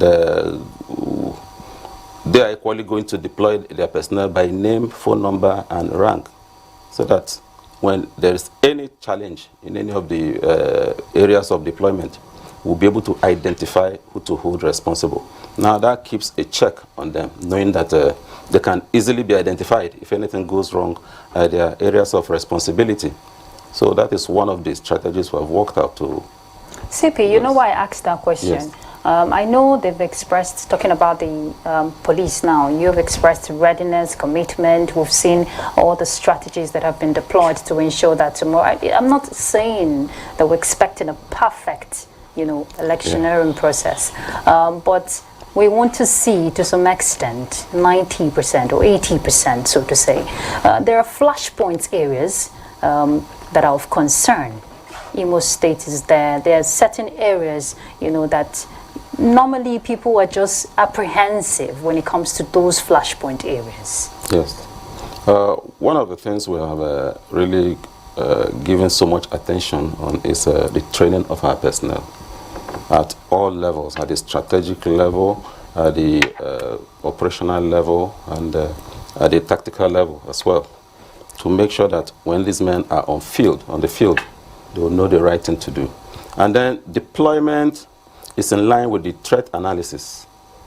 For example, we may send about 10 units, 2 units to a particular local government, but another local government may have 1 unit, depending on the threat analysis of the various localities. And then we're equally conscious of the various terrains, the nuances of terrain in these 3 states. We have given so much attention to a place like Bayelsa in the procurement of boats, gun boats for the conveyance of personnel for the election duty, and gun boats for the conveyance of electoral materials and for the safety of the personnel. So all these have been factored into the planning. It's good you mentioned the land and maritime transportation, because INEC has come out to say it earlier today that everything is in place, Mr. Dazang, in terms of readiness when it comes to logistics. And those sensitive materials have been deployed to those areas using this means of transportation. Going by past elections we've had in those critical areas that has to do with the maritime transportation and all of that. What should be done differently? I know at this point it may be somewhat too late because arrangements have already been done. I think for me, from what the footages I saw, they did the right thing, which is to leave early. Okay. And leaving early has a number of advantages in terms of security. You reach your destination in time. Secondly, if you don't leave in time, the danger is that those driving those boats might overspeed. Yeah. And we've had situations, for example, in Ondo, in the last but one off-cycle governorship election, in which certain number of boats did not leave on time and they were overspeeding, and about 4 of them capsized. But for the intervention of the Navy, that were escorting them, and the Navy were prompting them to take off on time, but they were delaying. And so they made sure that they kept very close to them, they kept them under surveillance, and as soon as those boats capsized, they rescued them, and we didn't lose any of the ad hoc staff, thank God. So if you leave in time, safety is enhanced in terms of not being under pressure to overspeed, and then you also reach your destination on good time without anyone waylaying you on the way, and then you also benefit from the escort being provided by the Marine Police and by the Navy. So what the footage we have seen for me is a very good omen, and that is one of the most challenging terrains.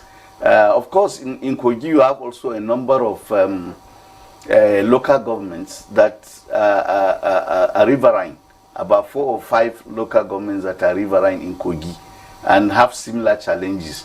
But the challenges are more pronounced in Bayelsa, given the fact that you travel for 3-4 hours, on the Atlantic. But early deployment is key. If you leave early, it means you reach early. And then if there are challenges at the level of the rack, you solve those challenges before the next day. And the good thing about being in the super racks and then the racks in time is that you now... All right, I'm sorry, Nick, I'm doing this to you once again.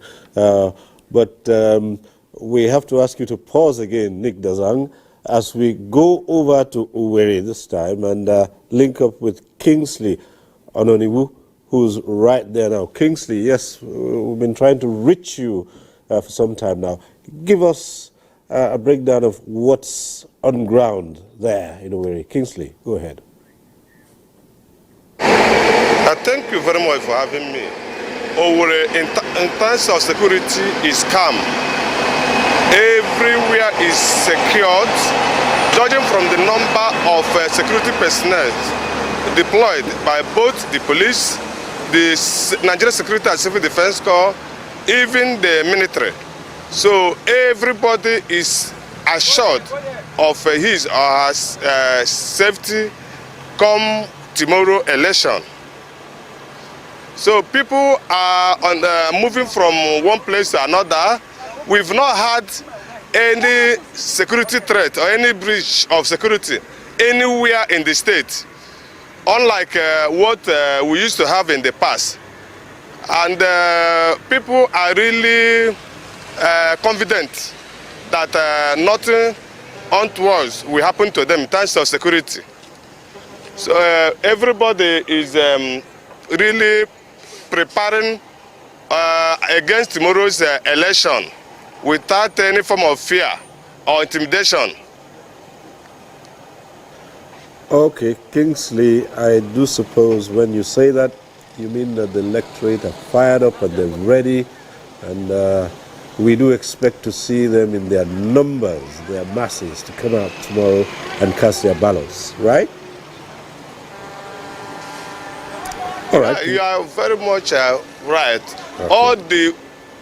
All the eligible voters that I have interacted with even before this time, they told me that they can't wait for tomorrow, because it is their duty to exercise their franchise in order to decide the direction where the state will go in the next 4 years. So they're highly prepared. In fact, with the level of security arrangement, on ground, they don't have any reason not to come out in mass to exercise their franchise. This is an assurance. All right. Thank you very much, Kingsley. We'll leave it there, and I will check in you much later. Thank you. Thank you. And let's get back to Nick once more. Sorry we keep doing this, but it's essential. This is a live transmission, and sometimes we go over to those areas where we have our correspondents in the 3 states and try to get live updates from them. So Nick was just about to round off, and then we'll let him go ahead with his thoughts. Nick. Yeah, thank you. I was saying that the deployments we have seen from the footages sent by Fisayo in Bayelsa, the footages are a good omen for the conduct of the election in that state. If you take into consideration the fact that about 6 of the local governments in Bayelsa are on top of water, and for you to conduct elections there, you need to take the materials in advance.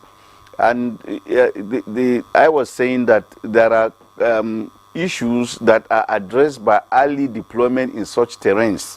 One of which is that you are not able to reach the rack, that is the registration area center or the super rack, in good time for you to put your things together, go through the trainings that the ad hoc staff underwent all over again. And then if there are other challenges with the machines, like charging them, you do them ahead of the conduct of the election the next day. Then the other advantage also of living on good time is that you now have the support of the Marine and the Marine Police and the Navy, who are on hand always to escort the ad hoc staff. And the third advantage of living on time also is that the boats are not under pressure to overspeed. Yeah. As we have seen in one of the elections that was conducted in Ondo State, when the boats left late and then they were now overspeeding, and then 4 of them capsized, and 14 of the INEC staff nearly lost their lives, but for the intervention of the Navy. In fact, the Navy was very proactive. They prompted the boats to take off on time, realizing that they needed to spend certain number of hours to reach their destinations. But those who were driving these boats, chose to delay. So what the Navy did was to keep in close contact with those boats. And as soon as they capsized, because as soon as the first 2 or 3, capsized, the others now hit the others because they were moving in a convoy. And then, immediately the Navy now intervened, and they were able to save the lives of these young men. And So the advantage of living in good time is that if there are challenges like that, you can get help. But if you live late, you can also be waylaid. We've had instances where, you know, boats carrying electoral materials are waylaid in transit. But when you live in good time, you are not likely to be susceptible to that kind of waylay by miscreants. And in time past also, we've had a situation where non-state actors took over, you know, these routes. But thankfully, what we have seen from the beginning, from the jetties, is that, you know, these people were taken up peacefully. There were no challenges, and we hope that they will reach their destinations safely, conduct the elections, and then do the reverse logistics, that is, come back safely. So these are good signs for Bayelsa. We have also seen footages from Kogi, and like I said, a number of local governments in Kogi State are also riverine. They may not have the same challenge as that of Bayelsa, but they are far-flung. Those riverine local governments are far-flung, and they are distant from Lokoja. So early deployment in these areas also, you know, helps. In the case of Imo, Imo has a landmass that is not as big as that of the FCT. So if you are able to deploy in good time, you should be able to cover all the local governments in time. Yeah. So these are signs that, you know, the materials are reaching their destinations in good time for the polling units to open also in good time tomorrow. Which is the assurance, Mr. Dazang, that INEC is giving Nigerians that they want to start at the stipulated time, accreditation, and of course voting will commence at the required time. And it's good that we're seeing the sensitive materials arrive their destinations. CP Basil, these materials is one thing to get there in good time, safe, but protecting them at the racks before tomorrow is also of critical importance. Of course, we have made adequate deployment to the various racks to take charge of these materials. At the moment, I can tell you that we are done with our deployment. Our men are in position, and as soon as the INEC officials come, they are ready to go with them to the various polling units. So that aspect has been taken care of.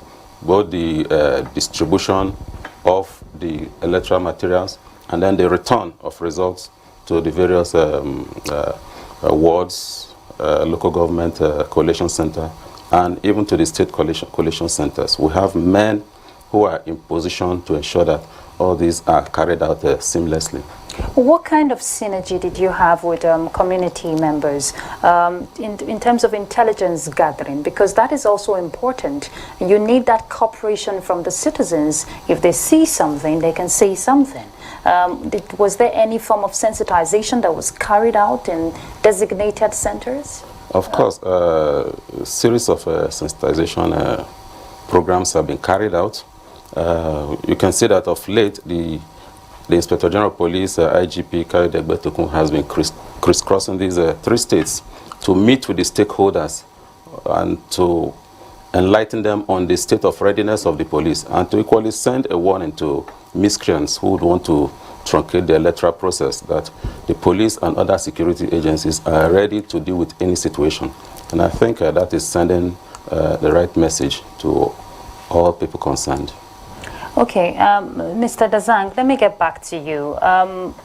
Cyril earlier, you know, when he was speaking with his guests, he talked about the display of results, monitoring of the result, and uploading of the result on the IRF Center. We saw the whole scenario that played out at the general elections. And these expectations, of course, like you mentioned earlier, you said this is a time for INEC to redeem the confidence in Nigeria, and they have given that assurances that it's going to happen. What are you seeing? Well, what I can say with certainty is the mock exercises that they carried, you know, in the 3 states a few weeks ago, ahead of the conduct of the elections, were hugely successful. And if you go by what happened in the conduct of the Osun governorship election, which took place before the conduct of the 2023 elections, and then the performance of the IRF in subsequent elections other than the presidential election, and the fact that INEC also has learned lessons from reviewing the conduct of these elections, because in the aftermath of the conduct of each general election, what INEC does is that it goes back, it looks at how it conducted these elections dispassionately. Staff are allowed to speak forthrightly, openly, to criticize the commission where it comes short, and then a report is usually written at the end of the day, relating to the conduct of those elections, that election cycle. And INEC has done that, and INEC is also aware that its image is at stake. It knows that it has to redeem its image, and this is an opportunity for it to embark on that journey of redemption. Nigerians, in the aftermath of the conduct of the presidential election, were disappointed with INEC, and going forward, I don't think that INEC will want to continue on that path of disappointment. It will want to make up. It will want to do so by conducting elections that are superlative, that are beyond mediocre or garden variety, and that is what we are looking out for. And the indices, the signs are there so far that they are on the right path. And we hope that by tomorrow, like I've said somewhere, that the taste of the pudding is in the eating. So by tomorrow, we hope to see, a much more seamless operation of the IRF. Now, the IRF, like what INEC has always insisted, is not part of the collation system, but it is a transparency measure. And Nigerians came out in large numbers, particularly Nigerians of youthful age, to vote because of the introduction of that innovation, the IRF, because they believed that it was going to add transparency to the conduct of the election. And that is why INEC should not trifle, should not, underplay the importance of the IRF. This is an innovation which can game change any election in the same fashion that the permanent voter card and the smart card reader did in 2015. So we are still hopeful that the Beavers and the IRF are going to game change the conduct of these 3 off-cycle governorship elections, and then the off-cycle governorship elections next year in Edo and Ondo. By the time INEC is able to deliver on these 5 elections, I'm sure Nigerians will forgive INEC. Nigerians are very forgiving, and Nigerians are very appreciative. If you do a very good job, Nigerians will appreciate you. And one good thing is Nigerians like good things. They like success. They don't want failure. And I think that they are right to insist on success. We are supposed to be the leaders of the black race, and therefore we should always, be in the forefront of setting good examples. Others should copy from us. And I recall very, very, very well that Nelson Mandela himself said, and Nelson Mandela is, if you want to use the benchmark for world statesmanship, you use Nelson Mandela. He said Africa cannot get it right until Nigeria gets it right, because 1 in each 5 black persons is a Nigerian. So Nigeria is key, and whatever we do, is subjected to scrutiny by members of the international community, and therefore we cannot continue to be bought of coerced and cruel jokes by others. We must do well, and I'm sure INEC has learned its lessons and is going to deliver. All right, thank you, Mr. Dazang. I'm sure there's a whole lot of lessons we want to pick up as a nation if we have to get it right, because eyes are on Nigeria as the giant of Africa. We'll take a few reports now. Residents of Owerri have stressed the imperatives for the emergence of a leader who will pay attention to addressing the challenges of unemployment and, of course, insecurity. Let's get details from Kate Osunwa. This is mainly about meeting the needs of the people through provision of basic amenities and ensuring the security of lives and property. This therefore forms part of the electoral values often considered by many. In Imo State, expectations are high with the countdown to the governorship election set to hold on November 11. While the candidate with the highest vote will be declared winner, a look at the official register presented to political parties ahead of the election in Imo State shows that the total number of expected voters stands at 2,419,922. A breakdown of the figure indicates that 1,199,263 from the male voting population, while 1,220,659 are females. In their categories, the youths have the highest number of registered voters, which is 33%. The middle-aged is 32%, while the elderly and the aged are 23% and 12%. Some eligible voters, including youths who will be participating in an election for the first time, and persons living with disabilities, highlight the relevance and difference their votes will make in the election. If that youth wants that change, it will be his vote or her vote that will cause the change. So if they come out and cast their vote and made a right decision, to make a very big positive impact. For instance, if I, as a visually impaired person, should be aided or assisted in order to come and vote in a free and fair environment where there will not be anything violence or thuggery, if we allowed to be casting our votes, will make a very great difference. People with visual impairment, they have what they call BBG, that is Braille Ballot Guide, which they will insert the ballot paper. The ballot paper, then you use the ballot Braille Ballot Guide to select the option you want to vote. But we are encouraging the women to come out and vote, and their vote will count. They further stressed the need for policies and programs of the incoming governor to be all-inclusive. In terms of development, whoever that will come will look forward that he will develop the entire state and provide employment to the citizens. By the time we have the right candidate and there is a good job opportunity, every youth coming out will be able to get a job. 18 candidates are contesting in the governorship pool, among whom is the incumbent Governor Hope Uzodinma of the All Progressive Congress. In Owerri, Kate Osunwa.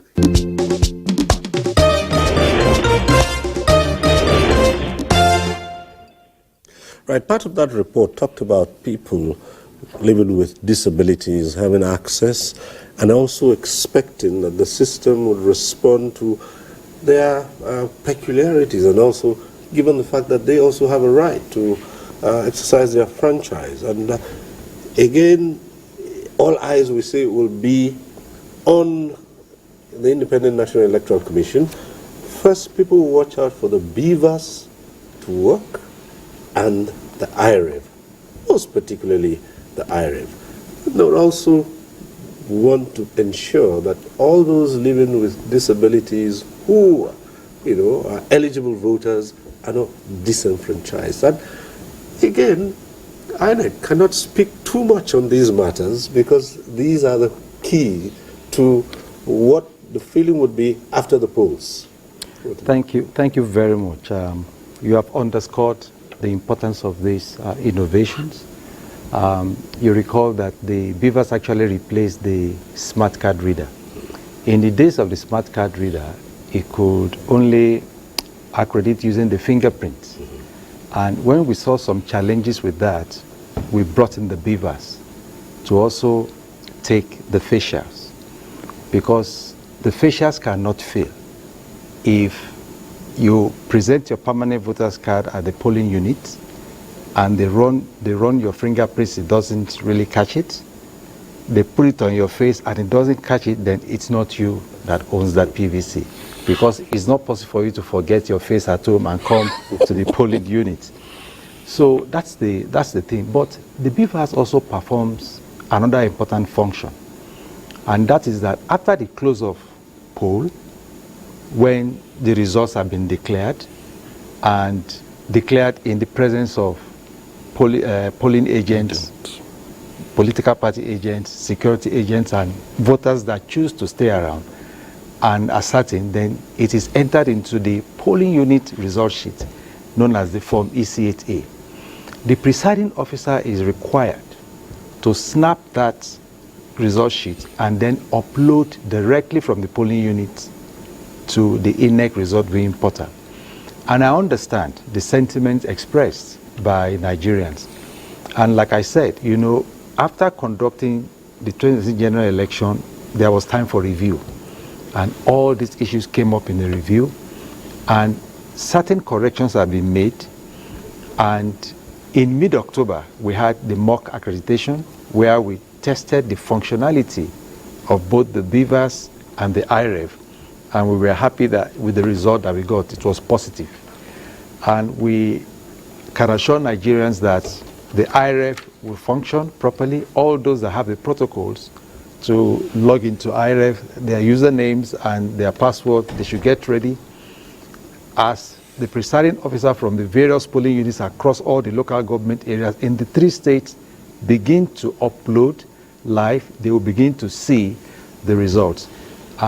With respect to persons living with disability, in fact, this commission has maintained stronger ties more than ever than at any other time with persons living with disability. And I can say this particular commission, you know, paid a lot of attention to gathering data about where these persons with disability are located.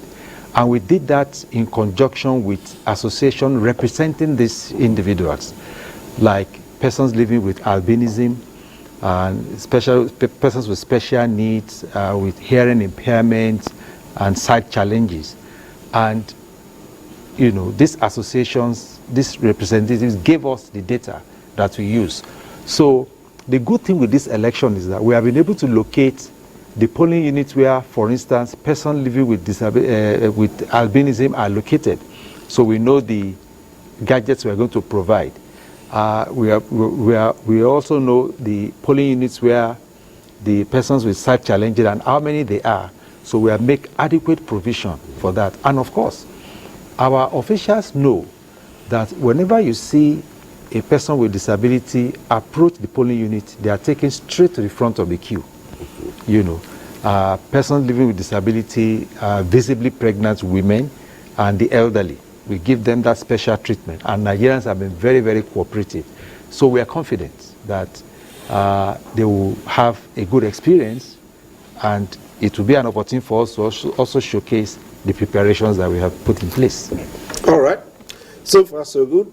Well, the Nigerian Civil Society Situation Room, YAGA Africa, watching the vote, and the Center for Democracy and Development expect an improved administration and management of the 3 governorship elections in Bayelsa, Imo, and Kogi states, as they enjoin INEC to abide by the provisions of the Electoral Act and its guidelines at all stages of the election to promote transparency, accountability, and conduct that will be adjudged by the generality of Nigerians as free, fair, and credible. Now, this unanimous decision was at their various pre-election reports on tomorrow's elections. Let's join Timothy Yusuf for that report. The Nigeria Civil Society Situation Room will be working with its partners and network of more than 70 civil society organizations to observe the elections and receive reports from the 3 states. Elections are important for the survival of democracy, and Situation Room calls on all persons to ensure that governorship elections are supported to succeed. In Bayelsa and Kogi State, there have been results of election-related violence occasioned by several targeted attacks targeted at party stalwarts and resulting in injuries and deaths of several persons. These developments are worrying and raise concern for the safety of various stakeholders on election day. Yaga Africa Watching the Vote is deploying 659 accredited stationary and roving observers to monitor the conduct of the 3 governorship elections. The agents have a responsibility to pick up their Form EC8A, which is the manual result sheet that is emanated from the polling unit. We are not talking about that enough. So we can't outsource that responsibility of political parties to ensure that at the polling unit level that their party agents pick up the result sheets so that they can also do their own result collation and not depend solely on the promise of INEC. The watching the vote is driven by data, it's for all Nigerians, and it's beholden to none. Center for Democracy and Development, in its own pre-election observation report, is urging all actors in the 3 states to play according to the rules of the game, urging all to eschew voter suppression and apathy. We welcome the increased synergy between the security agencies and INEC, as evidenced by their presence during the mock accreditation held on October 14, 2023. This should go a long way in ensuring strategic coordination and cohesion in addressing fears of violence and voter suppression in these states. The Initiative for Leadership and Economic Watch in Nigeria and allied civil society organizations urge citizens of Imo State in particular to go about their lawful business and come out in their number to vote on Saturday. This call followed what they described as a series of ugly political events and lawlessness in the state as a result of the poorly stage-managed NLC protest. Timothy Yusuf, NTA News. All right, at this point in time, we'll go over to Imo State. And now we're linking up with Nnamdi Odiku. Good, Nnamdi. Well, it's dark already. You want to tell us what's on ground and what's going on where you are right now? Well, nice to see you, Cyril. I've been following the conversation there in the studio. And I thought, the conversation has been quite profound. And, Ruth and our guest, and then your guest in the main studio, it's all been profound conversation, and it's centered on the elections, of course, in these 3 states. But let's talk about Imo State, Cyril, and all of what your guests, or most of your guests, have said about the elections in Imo State. Of course, there are concerns, and yes, these concerns still subsist. But what do we know for a fact? We know that the police is on ground. We know that INEC said it is prepared for this election. We've managed to speak to not just a pocket of eligible voters in the state, but quite an impressive, significant lot. And they've expressed willingness to participate in this election. But there's a caveat, Cyril, because they still throw up this whole issue of security. They throw up the issue of INEC's sincerity to ensure that their votes count. And like I said, these are concerns and they still subsist. And this takes me to the next thing I want to talk about, as in what do we expect? We expect that the process here, especially for Imo State, would be largely fair, free, fair, and credible. And I say this because, and I take you back in time to what happened in 2019, and that was the last, sorry, I beg your pardon. Yes, 2019, yes, that was the last governorship elections, yeah. And now the judgment of, and now it culminated in the judgment of January 14, 2020. And, the old, I don't have to go back to narrating how the old journey, the elections and the Supreme Court's verdicts, and how, the different parties, contending parties had interpreted the Supreme Court judgment.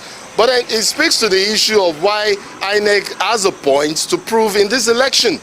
And why a lot of people think this will be a litmus test for INEC, considering the outcome and how it was fiercely contested, that of 2019 that is. So these are all concerns that are still there, And I know that it's just a couple of hours until the elections would officially open. It is elections eve, and we have established over time with several reports that the Owerri largely has been calm and peaceful, and we expect that. And speaking in terms of what we expect that this calm and peace will permeate onto tomorrow, which is the D-Day, and carry on. And people would, this of course would also impact on how people come out to be part of this process. Because come to think of it, if Owerri, and not just Owerri, its environs and other parts of the state is peaceful, it would naturally elicit active participation.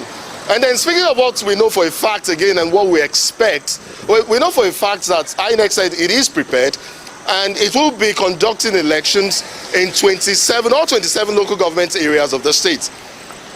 This is particularly intriguing, knowing what we know about what happened in O2 local government area. Now INEC had to relocate its operations to Owerri from that local government area. But now INEC is saying there will be elections there, and we will be monitoring that closely as well. Cyril, if you ask me, these elections should be somewhat easier for the people to be part of. In 2019, they had to choose from 70 political parties. That has been narrowed.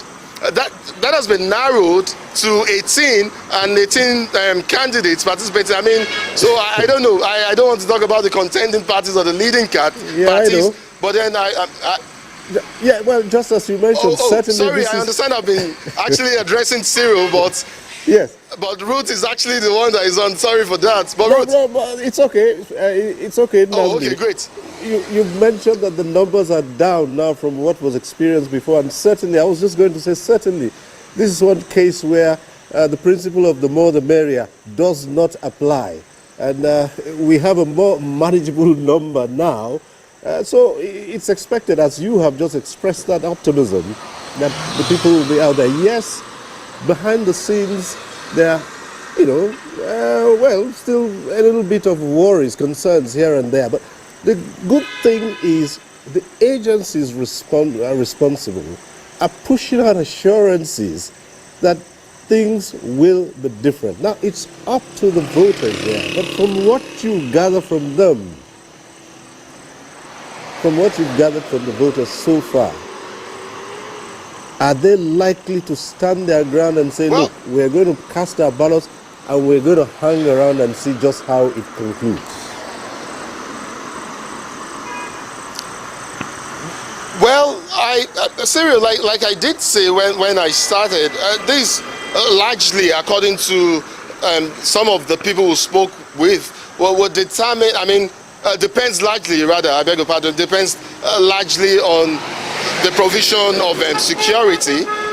Voters here in Owerri, because I'll be honest, I have not really had time to go outside of the city center, but I did do some purposive sampling. I spoke to a couple of young persons, students of the Imo State University, that I came across, a chap and a lady. And the lady particularly said she was not part of the last election. She did not vote at the time because of the pre-election violence that was dominant at the time.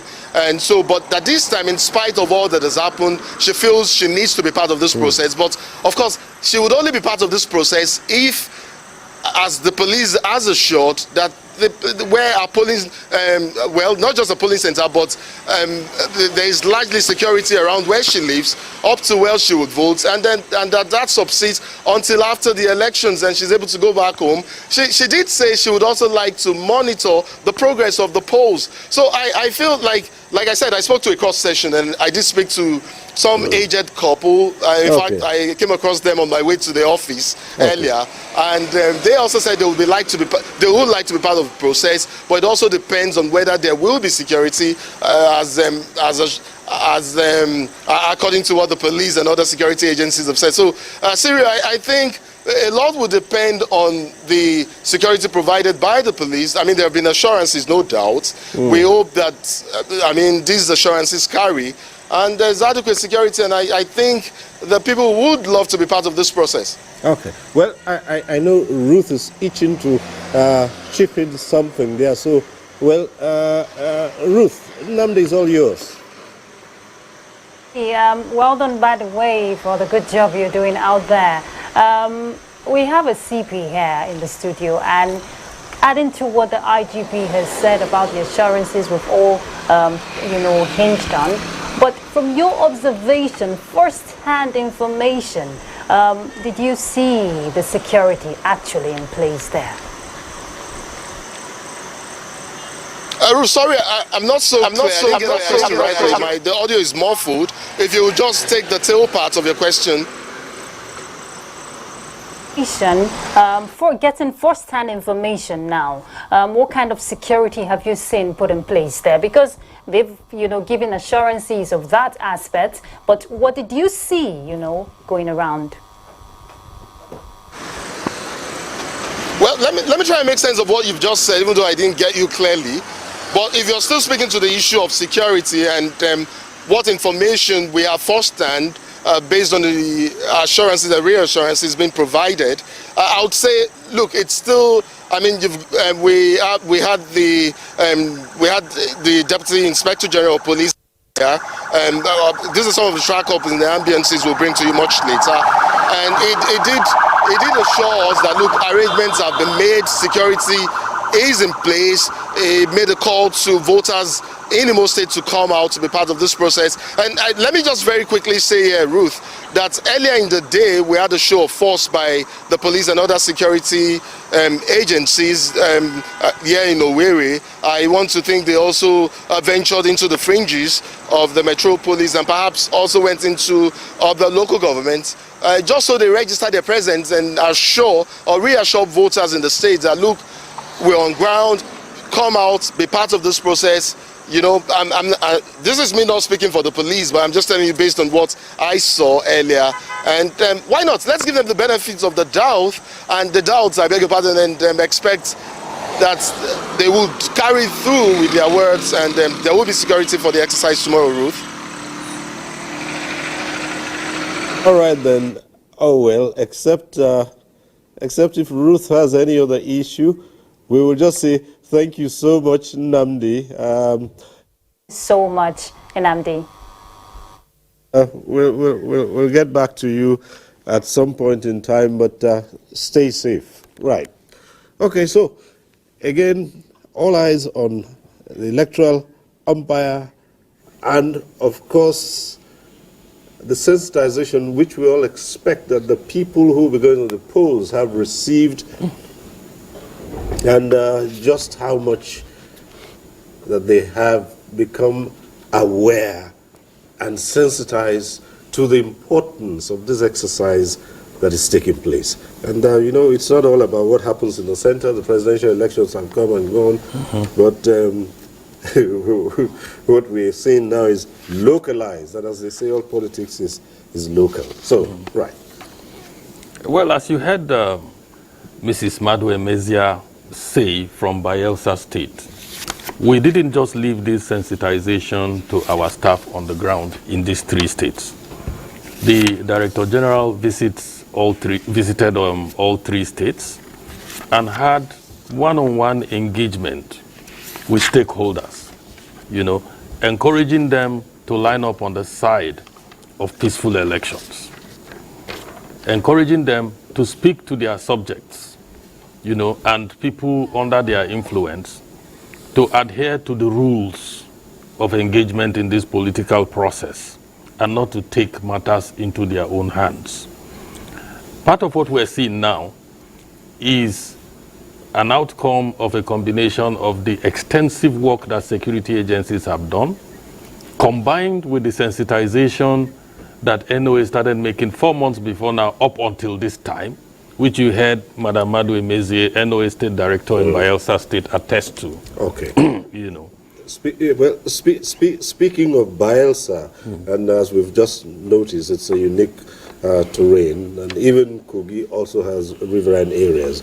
But we know that before the commencement of the governorship election, Voters have been making their way to their various communities and places where they registered to cast their ballot. We have a report from the waterfront on how these, as they are called, water travelers, move around for election.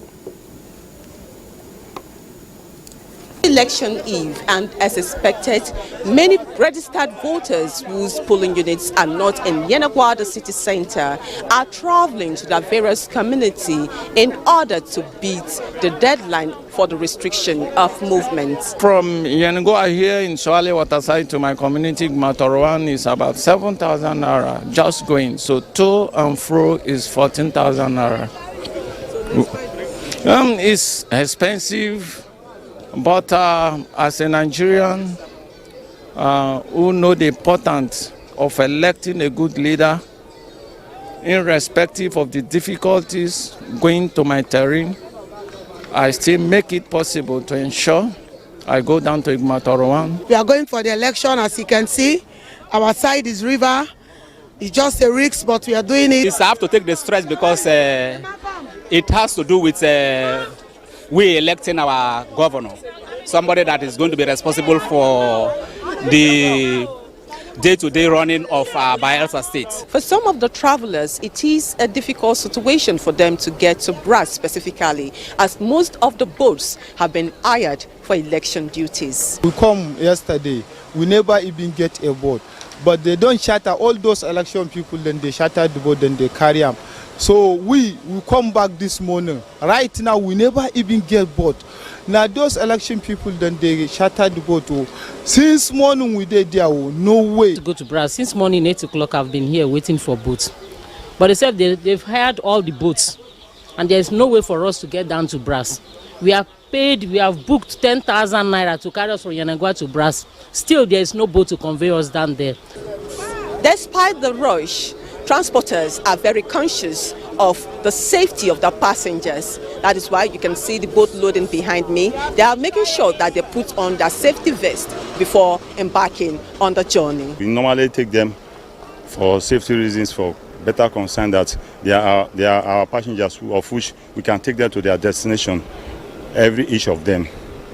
Despite all odds, the lecturers are ready to sacrifice what it takes to get their polling units in order to exercise their civic responsibility.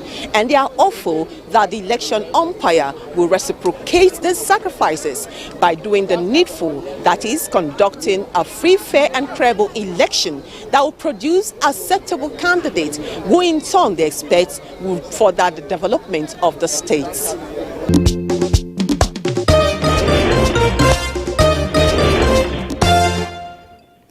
Must be said that going in that vehicle, that vessel, is really sacrifice. But we just have enough time to thank our guests. So let's get to Ruth, so we can say thank you to Nick and Basil, who are there with you. All right, Cyril, of course it's that time, and we'd like to appreciate your time, Mr. Nick Dazang. He's the former Director of Voter Education and Publicity, INEC. Thank you so much for your contributions. Thank you. We're hoping to see you tomorrow, right? Hopefully. Yes, okay. CP Basil Idegu, he's the election, he's in charge of election planning, monitoring and evaluation. Thank you so much for your contribution. And all the best. We want to see the outcome for tomorrow seamless. Thank you very much. All right, and that's it from my end. Of course, you know this is the... Siri, I don't know what's happening to my voice now, but it's just telling me that it's time to go. Actually, it's been the 2023 off-cycle election. This is just a tease from our end. Tomorrow, of course, you know, will be the bumper package where we get to connect and bring you full details as they play out tomorrow. I'm Ruth Aguele. Cyril Stover, please take it away. Thank you, Ruth. Never mind about the voice. Nothing that some warm fluids cannot cure. It's the same challenge here as well, but we'll be fine. So, thank you to David Akoji, Director of Special Duties, National Orientation Agency. We thank you. It's been a pleasure. And Rotimi Uyikomi, Chief Press Secretary to the INEC Chairman. We thank you too for sharing your thoughts with us. Thank you so much for having me. Right, thank you. The news is coming up shortly. Just to remind you that the studios will open again tomorrow morning at 7 o'clock, and that's where we'll bring you the full walk. So just stay with us on NTA. I'm Cyril Stober. Bye for now.